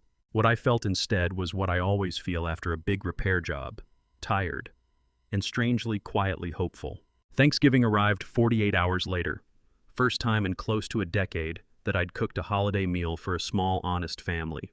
The kitchen carried the smell it used to have when Lorene was alive: roasted turkey, wild sage, stuffing, the way she'd taught me to make it, celery and onions, and the patience to let it come together right. Warm and fragrant and full in a way that holidays are meant to feel. It wasn't a lavish table, just a modest bird, mashed potatoes, fresh rolls, and Ezra Tilford's homemade pecan pie that he'd slid onto my counter that morning with a knowing smile and a nod. Willa and I sat across from each other. 14 years old, her mother in county detention, her father alone in a motel somewhere off the interstate trying to figure out how a man pieces a life back together. But she was here, safe, with me. We ate in the easy kind of quiet. Partway through the meal, she looked up direct, unguarded, the way children are when they've decided they trust you. "Grandpa, is Dad going to be okay?" I set my fork down, thought about it honestly, gave her the real answer instead of the comfortable one. "I think he might be," I said. For the first time in a long while, there's nobody filling his head with what to think. That's where it starts. She considered that and seemed to find it sufficient. We finished eating without another word, the good kind of silence. Ezra came by mid-afternoon, knocked soft. I let him in. He looked around the clean kitchen, the warm smell of the meal, Willa curled up on the couch with a book, the steadiness of a home that had spent 3 years infected and was finally breathing clean air again. "Looking good, Norval," he said quietly. "Smells like a real home again." "It is," I said. He stayed for coffee, headed out around 5 o'clock. "You want to know what peace actually sounds like? It sounds like a 14-year-old girl asking whether her father is going to be all right and being able to give her an honest answer instead of a hollow one." At 8 o'clock that evening, Leland called. I picked up on the second ring. "Norval." "Leland." He didn't circle around. Never did. "Official word from the DA's office," he said. "Celinda's been formally charged. Injury to an elderly individual, first-degree felony, tampering with a consumer product, elder financial abuse. They're running the financial records too, the unreported salon income. The IRS has taken an interest." I pulled out a chair at the kitchen table, the same one I'd been sitting in when all of this began. "Sentencing bracket?" I asked. 5 to 99 years, Leland said. His voice carried a grim satisfaction. "First-degree felony in Tennessee. She's looking at serious time, Norval, and that's before the federal side gets hold of the tax business." I let that settle. "Dr. Lassiter," I asked. "Medical fraud conspiracy, 5 to 10. He's already angling for a deal, wants to testify against her." "And Garrett, not charged," Leland said. "The DA doesn't believe he knew about the medication swap. He was wrapped up in the guardianship scheme, but that's more foolish than it is criminal." I nodded to myself. "It's going to be a long road, Norval," Leland said quietly. "I know. But you did the right thing." "I know that too." We hung up. I sat at the table and looked at Lorene's photograph for a while, turning over everything that had passed since September. The birthday dinner, the eviction notice, the cameras, the performance, the trap, the look on Celinda's face when the handcuffs closed, the sound Garrett made when the reality finally reached him. I wrapped the Thanksgiving leftovers without hurrying, slid them into the refrigerator, washed the dishes, dried them, put them in their places. Willa was already asleep in the guest room, her breathing slow and steady, safe. I went to bed at 9 o'clock, slept better than I had in 3 years. The hardest miles were behind me. Aldous Crenshaw's paralegal handed me a manila folder 2 inches thick, and one look at it told me why he'd blocked out 90 minutes instead of his usual 30. First week of December, downtown Nashville. 7th floor law office, floor-to-ceiling windows with the afternoon sun already dropping, throwing long shadows across a polished conference table. I sat across from Aldous. The folder rested between us like an exhibit in a trial. "This is everything," Aldous said. "The formal indictments, the charges, the cooperation agreements, the IRS investigation, all of it." He spread the documents out, page after page of legal language in that stripped-down typeface attorneys use when they need there to be no question later. "Celinda Ray Delaney." Aldous read aloud, his voice measured and deliberate. 4 counts. Count 1, injury to an elderly individual under Tennessee Penal Code Section 22.04, first-degree felony, sentencing range 5 to 99 years or life. I held myself still. Count 2, tampering with a consumer product, second-degree felony, 2 to 20 years. Count 3, elder financial abuse, state jail felony, 180 days to 2 years. Count 4, criminal conspiracy, third-degree felony, 2 to 10 years. He set the indictment down, slid it across the table. I picked it up and read it myself. Saw my daughter-in-law's name in black ink. Saw the words that would trail her for the rest of her life. Dr. Doyle Lassiter. Aldous kept going. 1 count of medical fraud tied to falsified documentation and attempted guardianship fraud. 3rd-degree felony. 2 to 10 years. Already seeking to cooperate, wants to testify against Celinda. Will they take the deal? I asked. Most likely, Aldous said. The DA has him on tape accepting $3,000 in cash to sign a fraudulent incompetence form. He hasn't got much to trade except his testimony. I nodded. Aldous drew out another document, thinner, cleaner edged. IRS Criminal Investigation Division, he said. I looked up. I didn't realize they'd come into it. They're in it, he said. Cash-operated business, the nail salons. She's been running unreported money through those registers for years. IRS puts the figure at $127,000 in unreported income between 2020 and 2023, and they're treating that as the conservative estimate. They suspect it runs higher. He slid the page across. I read it. Federal tax fraud charges running parallel to the state case. The salons were still open under temporary management while Celinda sat in detention, but every transaction was being pulled apart now. Every cash deposit, every tip jar. The IRS is methodical. They don't let things go. The contrast struck me then. All that legal architecture, the felony classifications, the sentencing tables, the penal code citations, the sterile bureaucratic weight of it, and the plain human facts sitting underneath all of it. My daughter-in-law tried to destroy me for money. All of these documents, all of these charges, all of this precision. It was just the law's way of saying what I'd already known for months. She poisoned my medication. She planned to have me declared incompetent. She meant to take everything I'd built. And if that door closed, her next move was having me carried out of my own home on a stretcher. Reading it in legal language was clarifying and disorienting in equal measure. What about Garrett? I asked quietly. Something shifted in Aldous' face the nearest he got to sympathy. A cooperation deal's been put on the table, he said. Full immunity, substantial assistance, all of it conditional on testimony against Celinda. The DA's view is that Garrett had no part in the medication tampering, only the guardianship scheme. They need him on the planning, the conversations, what everyone understood the goal to be. Something cold took up residence in my chest. Will he do it? I expect so, Aldous said. His lawyer's pushing hard in that direction. Walk free or stand trial on conspiracy charges beside her. My son, on the stand, against his wife. I'd known this family had cracks. I hadn't understood how deep they ran. When does it go to court? I asked. Aldous paged through the documents. April 2025 is the working date. 4 months out, discovery and motions could delay it, but the prosecution isn't nervous. The evidence is more than enough. He counted off on his fingers. Messages between Celinda and Garrett mapping the guardianship petition, financial records tied to unreported income, a medical examiner to speak to the sedatives in your prescription, your hospital records from the collapse, Willa's audio recordings, surveillance footage of Celinda at your medication bottle. He met my eyes directly. Even on reduced charges, Norval, she's looking at a floor of 2 years. 1st-degree felony, 5 to 99. The DA is pushing for 20. I settled back. Let it move through me. Justice unhurried, exact, answerable to no one's grief. The machinery of the state turning the way it was built to turn. My mind went to Willa at 8 years old at that kitchen table, the same one where I'd eaten Thanksgiving dinner with her, me unrolling blueprints for a plumbing bid and walking her through them. She'd been meticulous, every measurement questions about load-bearing walls and pipe pressure. The same careful attention Celinda had later brought to dosages and timing. That memory had a different sting to it now. I walked out of Aldous' office at 5:30, drove home through the December dark past 2 of Celinda's nail salons, Hillsborough Village, East Nashville, lights on, open signs, burning customers at the windows, manicurists, shaping nails, talking, laughing with no idea. Their employer was in county detention facing decades, and her staff was brushing on candy cane red for Christmas. The businesses kept operating, the revenue kept moving, and somewhere in a federal building, IRS agents were assembling a case that would run long past the criminal verdict. I turned into my driveway at 6:15 and spotted it before I'd killed the engine. A certified mail card wedged in the doorframe. IRS Criminal Investigation Division. Not my name. Addressed to occupants of property owned by Celinda Ray Delaney. They were already reaching for her assets. Then my phone rang. Garrett, voice stripped flat, none of the measured diplomacy he'd been maintaining for weeks. Dad, she had a way out already planned, and I wasn't in it. I stood there, holding the IRS card. I nearly didn't answer. What are you talking about? I said. The DA went through the discovery with me today, Garrett said, sounding hollowed out.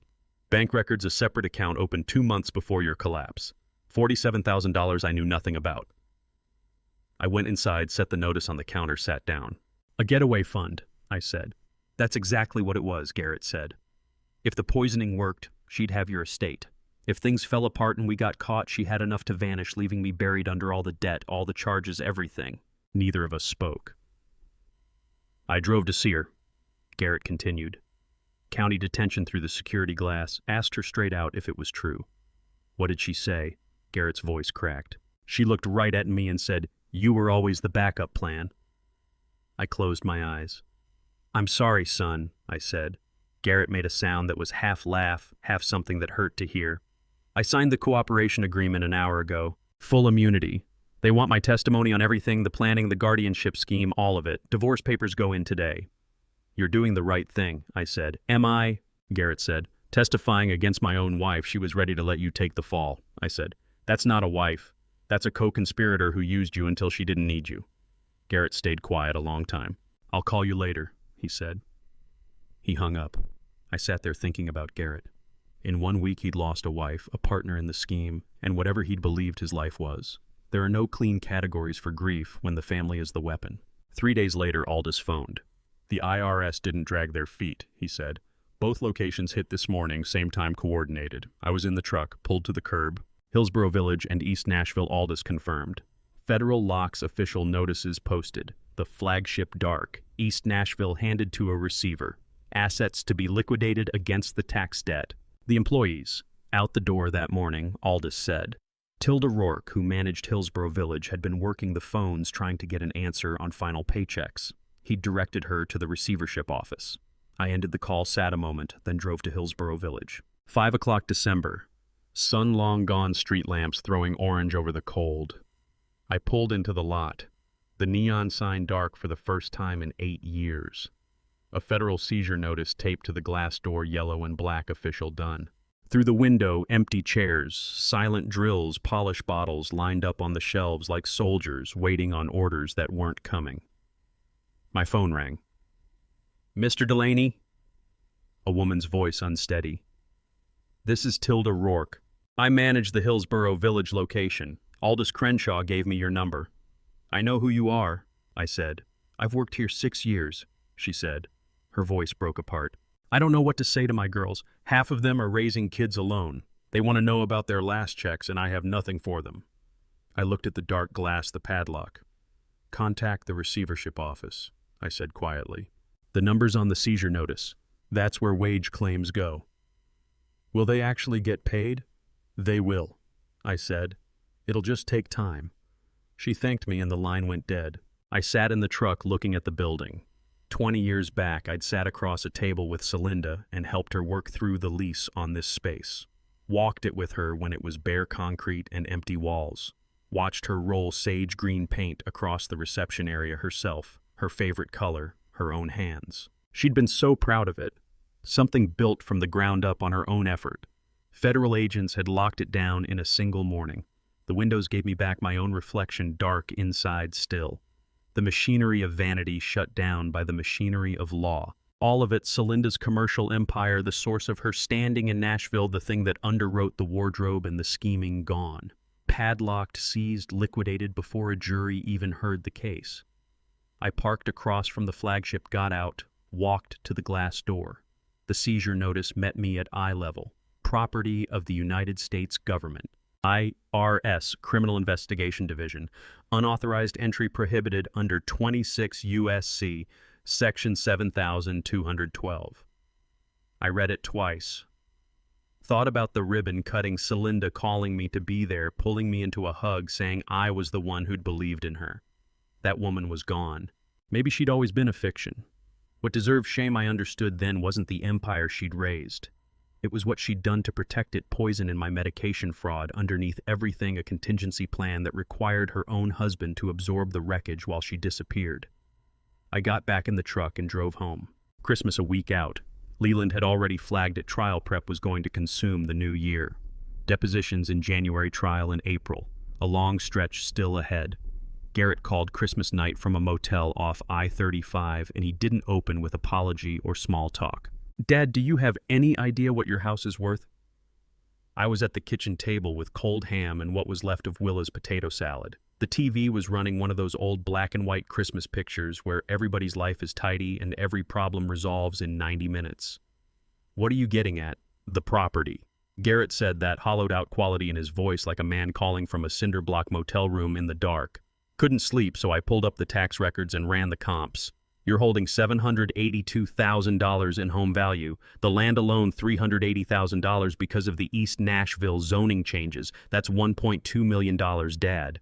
I took in my kitchen the warped linoleum I'd been meaning to replace for 15 years. The cabinet doors that never quite shut right. The refrigerator that hummed a half note too loud. "This place," Garrett said, and something in his voice gave way. "I'm a real estate broker. I move $1-million properties every month. I never once looked up your tax assessment." His own father's house, and he'd never thought to check what it was worth. "You know why?" I didn't say anything. "Because I thought I already knew," he went on. "One look at your driveway, your truck, your kitchen, and I wrote it off. Wasn't worth my time." That's what Celinda saw in me, Dad. That's what she worked with. How many times had I missed what was standing right in front of me, too busy reading the surface to look at what lay underneath? Outside the window, someone across the street had strung Christmas lights along their eaves, red and green blinking through the same cycle every 30 seconds. I'd been watching them for a full hour before Garrett called. "The preliminary hearing is Friday," Garrett said. "December 27th, 10 a.m., Davidson County Courthouse. Dravecki says I don't have to be there since I'm cooperating, but I want to go. I need to see her face when they read those Nevada priors." "What Nevada priors?" "The DA unsealed them yesterday. 2 fraud convictions. Las Vegas, 2002. She ran a wedding planning scam, collected deposits, and vanished. Reno, 2006. Same scheme, different business. A different name both times. Celinda wasn't even her real name when he met her. It was Celinda by the time they married, but she'd been born under something else entirely." The potato salad smelled of vinegar and dill. Willa had made it from her mother's recipe, the one she only brought out for holidays. I pushed the plate aside. "I'll be there," I said. Friday morning arrived cold and gray, the kind of Nashville winter where the damp works its way through your coat before you've reached the car. The Davidson County Courthouse stood downtown, all limestone and Tennessee flags with metal detectors and security guards who regarded everyone as a problem waiting to happen. Willa drove because my hands were shaking too badly to trust myself on the interstate. Garrett met us outside in a suit that looked like he'd slept in it, a briefcase passing back and forth between his hands. "You don't have to go in," he said. "Dravecki says it's just procedural. The judge sets the trial date rules on motions, that kind of thing." "I came this far," I said. But when we reached the courtroom door, District Court 3, Judge Rosalind Ingram presiding, I couldn't make my feet carry me through. The bailiff was calling cases, his voice bouncing off marble floors. Lawyers in expensive suits packed the benches. The whole place smelled of floor polish and aged wood and the particular dread of people waiting on justice. I settled onto a hallway bench instead. Willa sat beside me and took my hand. Through the courtroom doors, pieces reached me. Judge Ingram had a clipped, no-nonsense voice. "The State of Tennessee versus Celinda Delaney, cause number F20253847. Michael Dravecki." Celinda's defense attorney pushed for reduced bail, something about community ties and voluntary surrender. The assistant DA shut it down without ceremony. When she began reading the Nevada convictions into the record, Willa's hand tightened around mine. Las Vegas, Nevada, 2002. Fraud and theft by deception. Defendant operated under the name Celinda Fontes. Reno, Nevada, 2006. Fraud and identity deception. Defendant operated under the name Celinda Varela. Patterns don't lie. People do, but patterns tell the truth. Garrett came out 20 minutes later. His face had taken on that gray, hollowed look of a man who just watched his entire life story get recast as a cautionary tale. "Trial date is March 24th, he said. Judge denied the bail reduction.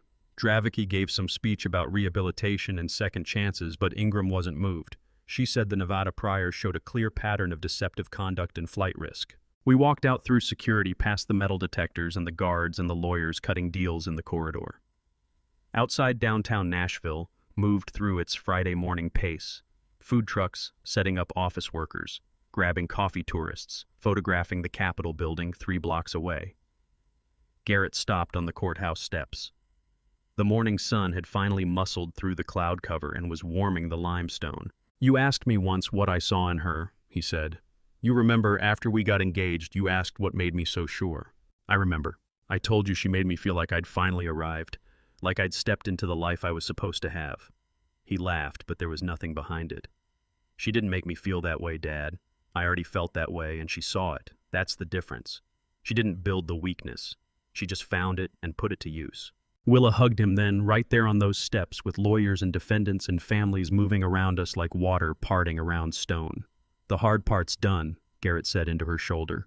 "The rest is paperwork and waiting for March." 3 days after the hearing, I was rolling primer on the garage apartment walls, breath fogging in the cold, unheated space, wondering what sort of person would choose to live above a widower's detached garage in December. The ad ran a week, 5 interviews scheduled. The first 4 were forgettable college students chasing cheap rent, a divorced office worker who carried the smell of cigarettes, a couple asking about splitting payments.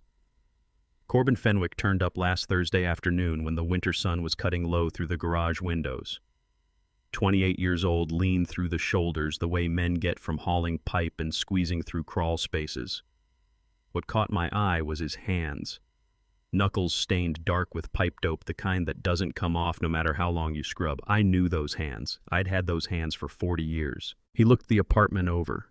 Fresh primer, new laminate flooring, kitchenette with a 2-burner stove. The bathroom still needed attention, but it was clean. "I'm 3 months from my journeyman exam," Corbin said, studying his knuckles. "Your ad said $750, which is honestly more than I should be spending, but the location works perfectly for the shop I'm at. Muller area, 10-minute drive." "You like the work?" I asked. "I love it," he said, and the way he said it put me back at 28 when plumbing was still just about solving puzzles with water and gravity. "My boss is good, lets me take my time, learn it right, says I've got the touch for it." I watched him run a hand along the bathroom doorframe, checking the seal without even thinking about what he was doing. This wasn't someone hunting for cheap rent. This was someone looking for a place that made sense. $650 if you help me repipe that bathroom," I said. "First month free if you let me show you how to do compression fittings the right way, not the fast way." Corbin looked at me like I'd said something in a language he hadn't expected to hear. "Why would you do that?" "Because 28-year-old plumbers with pipe dope under their nails don't grow on trees." He moved in the day after Christmas.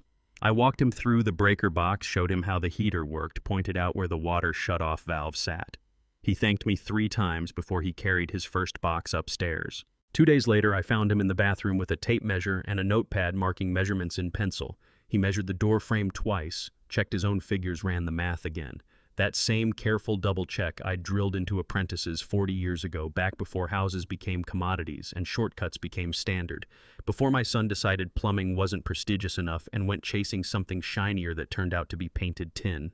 New Year's Eve came in quiet. Willa made black-eyed peas and cornbread. Laureen's tradition kept for luck. We ate at 6, watched early celebrations on television. She went to bed around 10, giving me the room. Daughters know when their fathers need to sit alone with their thoughts. I checked the mail around 11. A plain white envelope in the box, no stamp, no postmark, hand-delivered. Inside, yellow legal pad paper folded twice. Garrett's jagged handwriting. The letter began without any greeting. "I'm painting houses in Hendersonville. 6 days a week, $7 to $5, $40 an hour under the table. My hands ache after every shift. Knuckles split in the cold. I finally understand why you were proud of yours." Willa told me about the apartment, about Corbin. She said, "You're teaching him the way you used to teach me before I decided I was too good for it." I wasn't too good, Dad. I was scared. Scared I'd end up exactly like you, good at the work, but never rich from it. Celinda saw that fear and fed it until it ate through everything else. "I'm not asking for anything. Just needed you to know I get it now. The work matters because you did it right.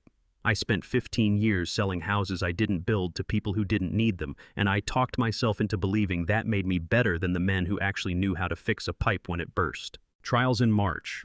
Aldous says my testimony will run 2 days. I'll tell them everything, the offshore accounts, the cash deposits, the whole structure. Not because I'm noble, because it's the only way out that doesn't make me more of a liar than I already am. I hope you and Willa have a good new year. I hope Corbin learns what I didn't. I love you. Owen. Not Garrett. Owen. His middle name, the one Lorene chose, the one printed on his birth certificate before ambition, and Celinda and real estate commissions carved him into someone different. I read it 3 times. Then I set the letter on the kitchen counter beside Lorene's picture. 2 things I couldn't fix, only honor by pressing forward. Outside, fireworks cracked over East Nashville, bottle rockets and firecrackers bouncing off rooftops, the smell of gunpowder drifting in through the window screens. I looked in on Willa in the guest room. She was sleeping steady and deep, one arm tucked beneath the pillow the way she'd slept since she was 5. Safe. Through the glass, I could see the garage apartment lights still burning. Corbin was up, probably working through his journeyman exam material, learning the codes that set the good plumbers apart from the great ones. Midnight came in with another volley of fireworks. The neighborhood carrying on like flipping the calendar would make everything different. Maybe it would, maybe it wouldn't. Trial was 10 weeks out. Garrett Owen was somewhere in Hendersonville with cracked knuckles and a paint crew. Celinda sat in county detention waiting on March 24th. But tonight, the only thing that mattered was that everyone sleeping under my roof had chosen to be here. The house was warm. The mortgage was paid. And 2025 got its start the way it was supposed to, quiet, honest, and mine. The text came in at 7 a.m. on a Tuesday. Can we meet for coffee, Gallatin Avenue, that place with the truckers? I'm paying. I stared at Garrett's name on my phone for 3 solid minutes before I typed back Thursday, 9 a.m. 2 days later, I pushed through the door of the Gallatin Avenue diner, the one wedged between an auto body shop and a tire store where construction workers and delivery drivers ate before the sun was fully up. The smell hit me the moment I was inside. Bacon grease, scorched coffee, years of cigarette smoke soaked into the vinyl booths, even though smoking indoors had been banned for a decade. Garrett was in the back corner booth, and I nearly walked past him. The real estate broker who'd worn tailored suits and Italian loafers was nowhere. The man sitting there had on a flannel work shirt with paint spatter up the sleeves, jeans faded pale at the knees, work boots caked with dried mud. His hair needed a cut. His face looked whittled down harder, thinner exhaustion written deep around his eyes and his mouth. But what stopped me was his hands. Paint ground into the nail beds, calluses rising on the palms, the same slow transformation my own hands had undergone 40 years back, when soft turned hard and clean turned permanently marked. He stood when he saw me coming, didn't try to hug, didn't reach out, just stood there like a man waiting to find out whether he was allowed in the room. "Thanks for coming," he said. I slid into the booth across from him. A server materialized. Name tag read, Nadette. A woman in her 50s, gray-streaked hair pulled back tight, moving with the quick efficiency of someone who'd worked that floor for 20 years. She topped off Garrett's coffee without being asked and poured mine before I'd said a word. "Ready to order, or do you need a minute?" 2 minutes, Garrett said. She gave a nod and headed toward the kitchen. Garrett wrapped both hands around his mug. The paint was green and white primer and trim work, most likely. His knuckles looked raw. "I'm on a crew in Hendersonville," he said. 6 days a week, 40 an hour under the table. Boss doesn't ask questions. I do trim cut-ins, the detail work. It's honest. "Good," I said. "I'm paying off the credit cards 200 at a time. It'll take 3 years, but I'm paying them." He kept his eyes on his coffee. "Aldous says my testimony will run 2 days, maybe 3. They want me to walk the jury through every offshore transfer, every false appraisal, every conversation where Celinda and I talked through the structure. Can you do that?" "I have to." He finally looked up at me. "I don't expect forgiveness, Dad. I just want to be someone you don't have to be afraid of anymore." I watched Garrett's paint-stained hands tighten around that mug, the same hands that had signed fraudulent contracts now carrying the honest grime of hard labor, and the change felt both impossible and like the only thing that could ever have been true. "That's a good place to start," I said, and I put my hand out across the table. He looked at it for a moment like he wasn't quite sure it was real. Then he took it. His grip was firmer than I remembered. Working hands. We ordered breakfast, ate mostly without talking. He paid in cash, left a $10 tip on a $20 bill. Out in the parking lot, he stopped beside a 10-year-old Toyota Corolla with primer spots on the fender. "That's mine now," he said. "Bought it cash for $2,000. Celinda's Mercedes got seized with everything else."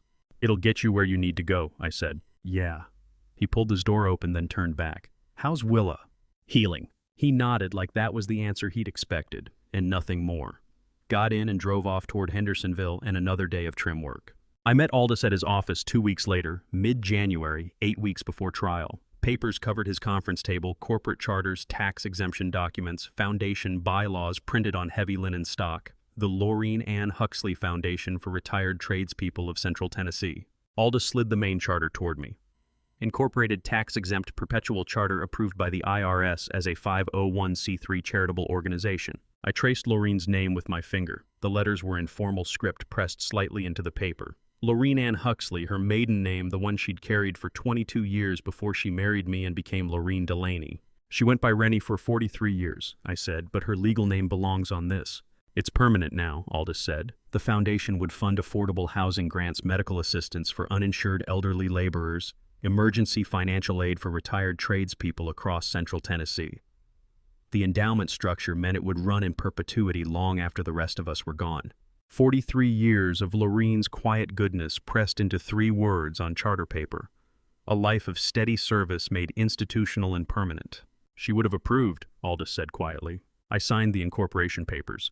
Aldous witnessed them. The foundation became real, not just an idea or a promise, but a legal entity that would carry Laureen's name forward into decades I'd never lived to see. That evening I told Willa about the coffee meeting while she cooked pasta in my kitchen.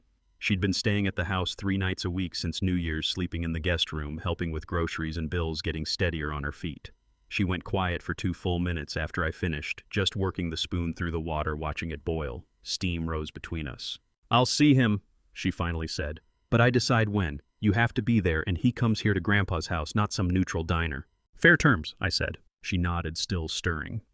"Trial's in 8 weeks, March 24th. He can come after that, after it's finished, after we know how it ends." She switched off the burner and drained the pasta. Through the kitchen window, the garage apartment light was on. Corbin was home from work, probably hitting the exam books.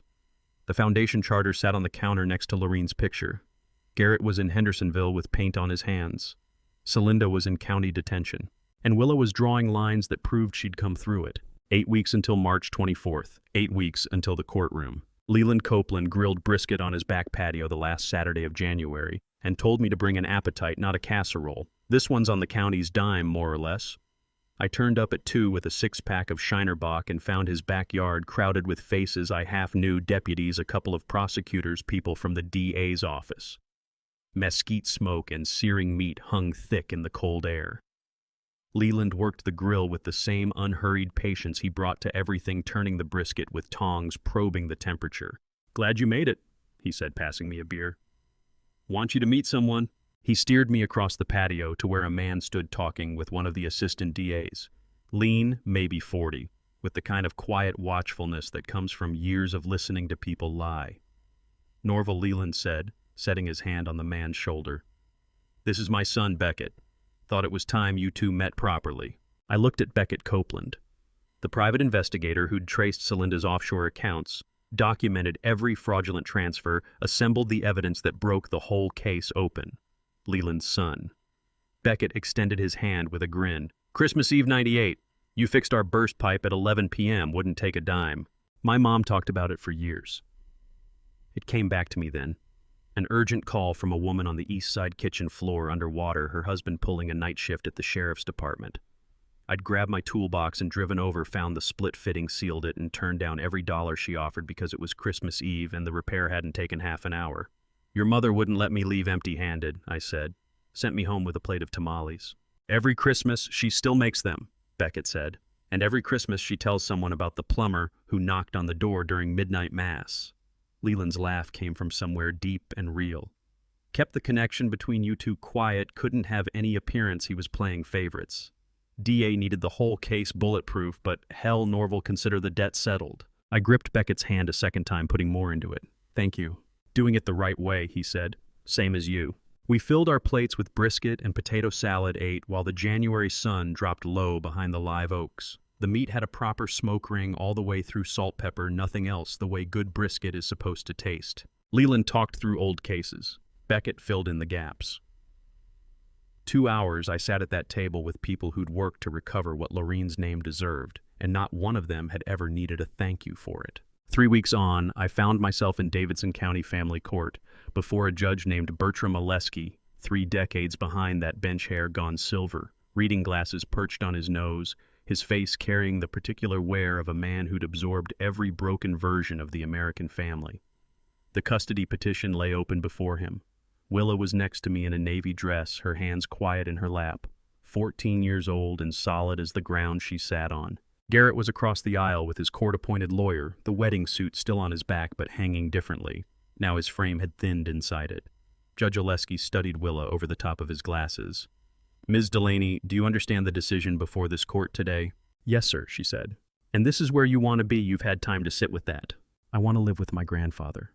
Not a tremor in her voice. "He's never lied to me, not once." The judge shifted his attention to Garrett. "Mr. Delaney, do you mean to contest this petition?" "No contest, Your Honor," Garrett said. "She belongs with him." Judge Oleski put pen to paper 3 deliberate strokes of blue across official court stationery, and 14 months of wreckage came to its close with the quiet machinery of the law. That's how it often works. Justice arrives as a signature, a stamp, a filed form. "Mr. Norval Delaney is hereby designated primary guardian with full legal custody," the judge said. "Ms. Delaney will reside at the Leatherwood Hollow Road address. Visitation to be arranged by mutual agreement. Court adjourned." On the steps outside, Willa squinted up at me with the first real smile I'd seen on her face in months. "Can we get tacos? I'm starving." We got tacos. Early March brought that narrow window of Nashville spring, the one where mornings still bite but afternoons climb to 70, and you can almost forget winter happened. I put in a Saturday morning tucking wild black-eyed Susans into the front bed. The kind Lorene had loved, the ones that shot up tall and a little wild and returned faithfully every year, whether you invited them or not. The soil held the coolness of the previous night's rain. I worked bare hand, loosening clods, pressing seeds down far enough to mean it.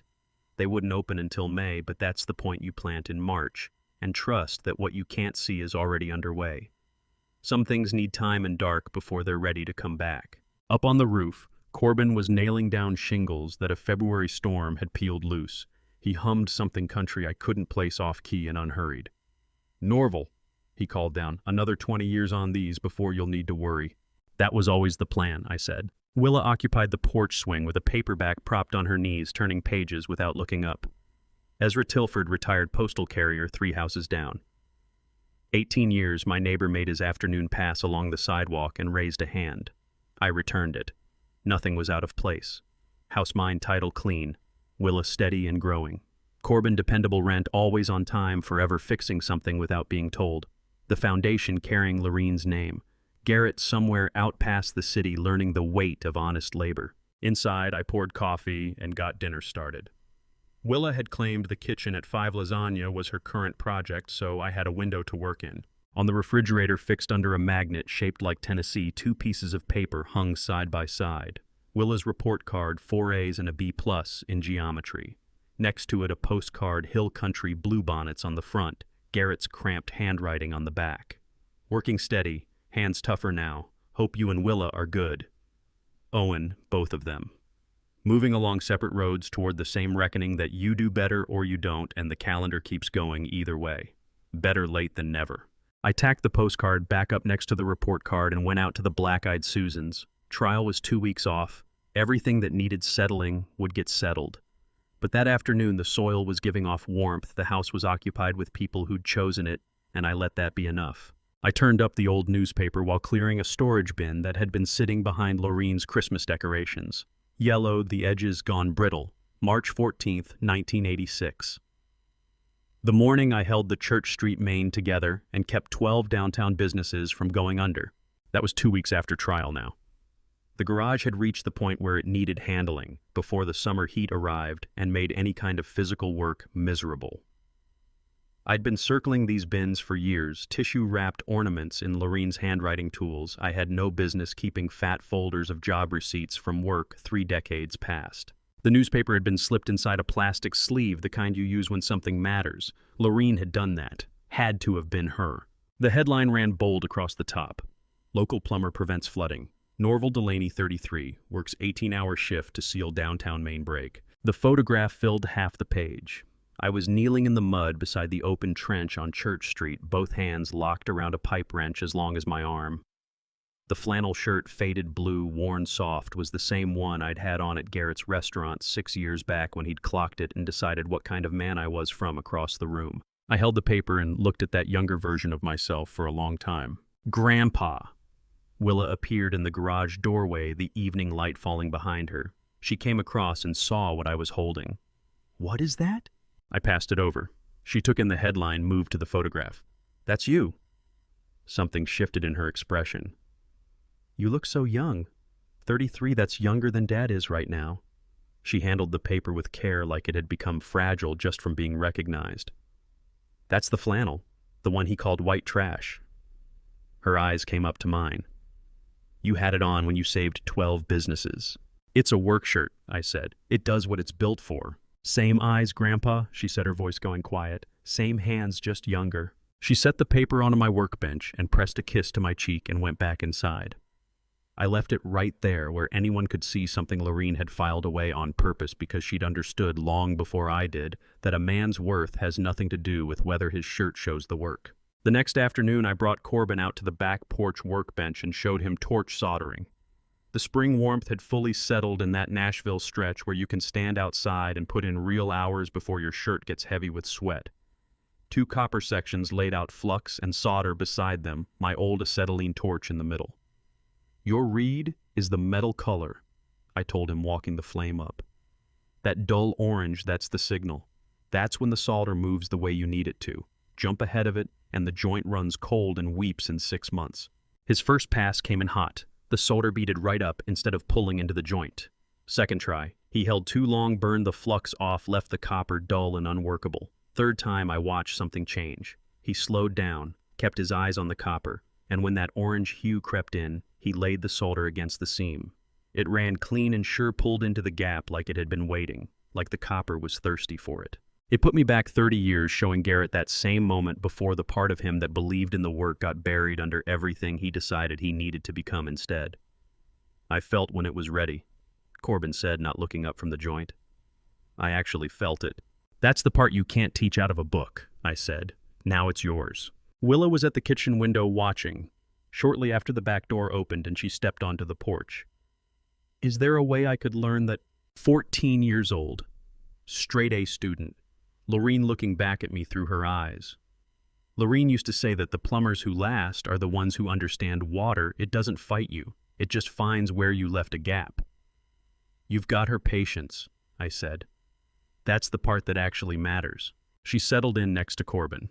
I picked up a fresh section of pipe and went back to the start. Late in the day, after Corbin had gone upstairs and Willa retreated to her books, I eased into the hickory rocking chair I'd built for Lorene 40 years ago. The front porch caught the last of the light as it angled gold through the oaks. Bluebonnets had come up along the driveway, blue and purple washing in slow waves toward the road. Through the wall, I could make out Willa's music, soft and constant, her voice underneath it. The trial ended last week. 8 to 12 years, parole eligible at 6. I didn't sit through sentencing. Everything I had to say I'd already said under oath. The jury needed 4 hours to return guilty on every count: fraud, theft, conspiracy, elder abuse. Celinda kept her face blank through the whole reading. Never turned my direction once. Garrett spent 2 days on the stand taking the jury through each offshore transfer, every falsified appraisal, every exchange where the two of them mapped out the scheme. He broke down when the prosecutor raised the medication, the sedatives Celinda had swapped in for my blood pressure pills. He said he had no knowledge of it, said he would have put a stop to it if he had. On that piece, I believe him. The foundation issued its first grant in May, $15,000 to a 72-year-old retired electrician in Hendersonville who needed cataract surgery and had no way to cover it. Aldous called to pass along the news. Said Lorene would have approved of that particular choice. People ask whether I carry any regret turning on my own daughter-in-law, taking the stand against her, seeing her convicted and sentenced. Here's what I told Leland: I regret that any of it was necessary. I don't regret that it worked. You might ask whether the cost was worth it, the fractured family, the burned bridges, the grind of depositions and courtrooms and testimony. But poison doesn't sit down at the table and work something out, and loyalty to family stops the moment someone tries to end your life. Some bonds can't be repaired because they weren't built on anything real in the first place. Garrett is still in Hendersonville painting trim, discovering what his hands are capable of when they're not reaching for a shortcut. We speak once a month. He hasn't pushed to come back. He understands the terms Willa makes that call when she's ready and not a moment sooner. Willa's doing well, on her roll every semester. She's been talking about engineering, maybe architecture. Thursday evenings she makes lasagna and spreads her books across the kitchen table while I work through the paper. She belongs here, no question about it. Corbin passed his journeyman exam last week. He's staying in the apartment, already turning over the idea of his own business in a few years. good man, honest in his work. From inside, Willa calls up asking whether Corbin wants to stay for dinner. I hear him answer yes through the upstairs window. The house filling with people who chose to be here, not ones who happen to share a bloodline. I rock steady in Lorene's chair and watch the bluebonnets drift in the evening air. The system is clean, the pressure holds, the water moves the way it's supposed to. Sometimes a pipe has to come out entirely to keep the rest from failing. If you've made it this far with me, thank you, that means something. I won't pretend this was easy to live through or easy to tell. There were months where I sat in that house not knowing if I'd lose it, the property, yes, but more than that. My name, my mind, the version of my son I still believed was in there somewhere. What it taught me is that love without honesty is just strategy with a warmer face. I believe God doesn't waste the hard years He uses them to show you who stood firm and who was only ever waiting for an opening. Here's what I'd tell any man or woman walking a road like this one. Document everything before you need it. A quiet record kept in private is worth more than a loud accusation in public. When someone works to separate you from your own judgment, that is not care, that is control. Name it. If your family treats your age like a weakness, let the law treat it like a shield instead. And the moment someone tells you who they really are, believe them the first time, not the fifth. These grandpa revenge stories don't start with anger. They start with a man paying attention long after everyone assumed he'd stopped. Father stories like this one are really about what we pass down. Not the money, not the property, but the refusal to be erased quietly. If this story reached you today, share it with someone who needs to hear it. Leave a comment below, tell me what stayed with you, or tell me about something you've faced that felt just like this. And if you haven't followed Grandpa's Revenge yet, now's a good time. There's more to come. Thank you for listening. Take care of yourself out there.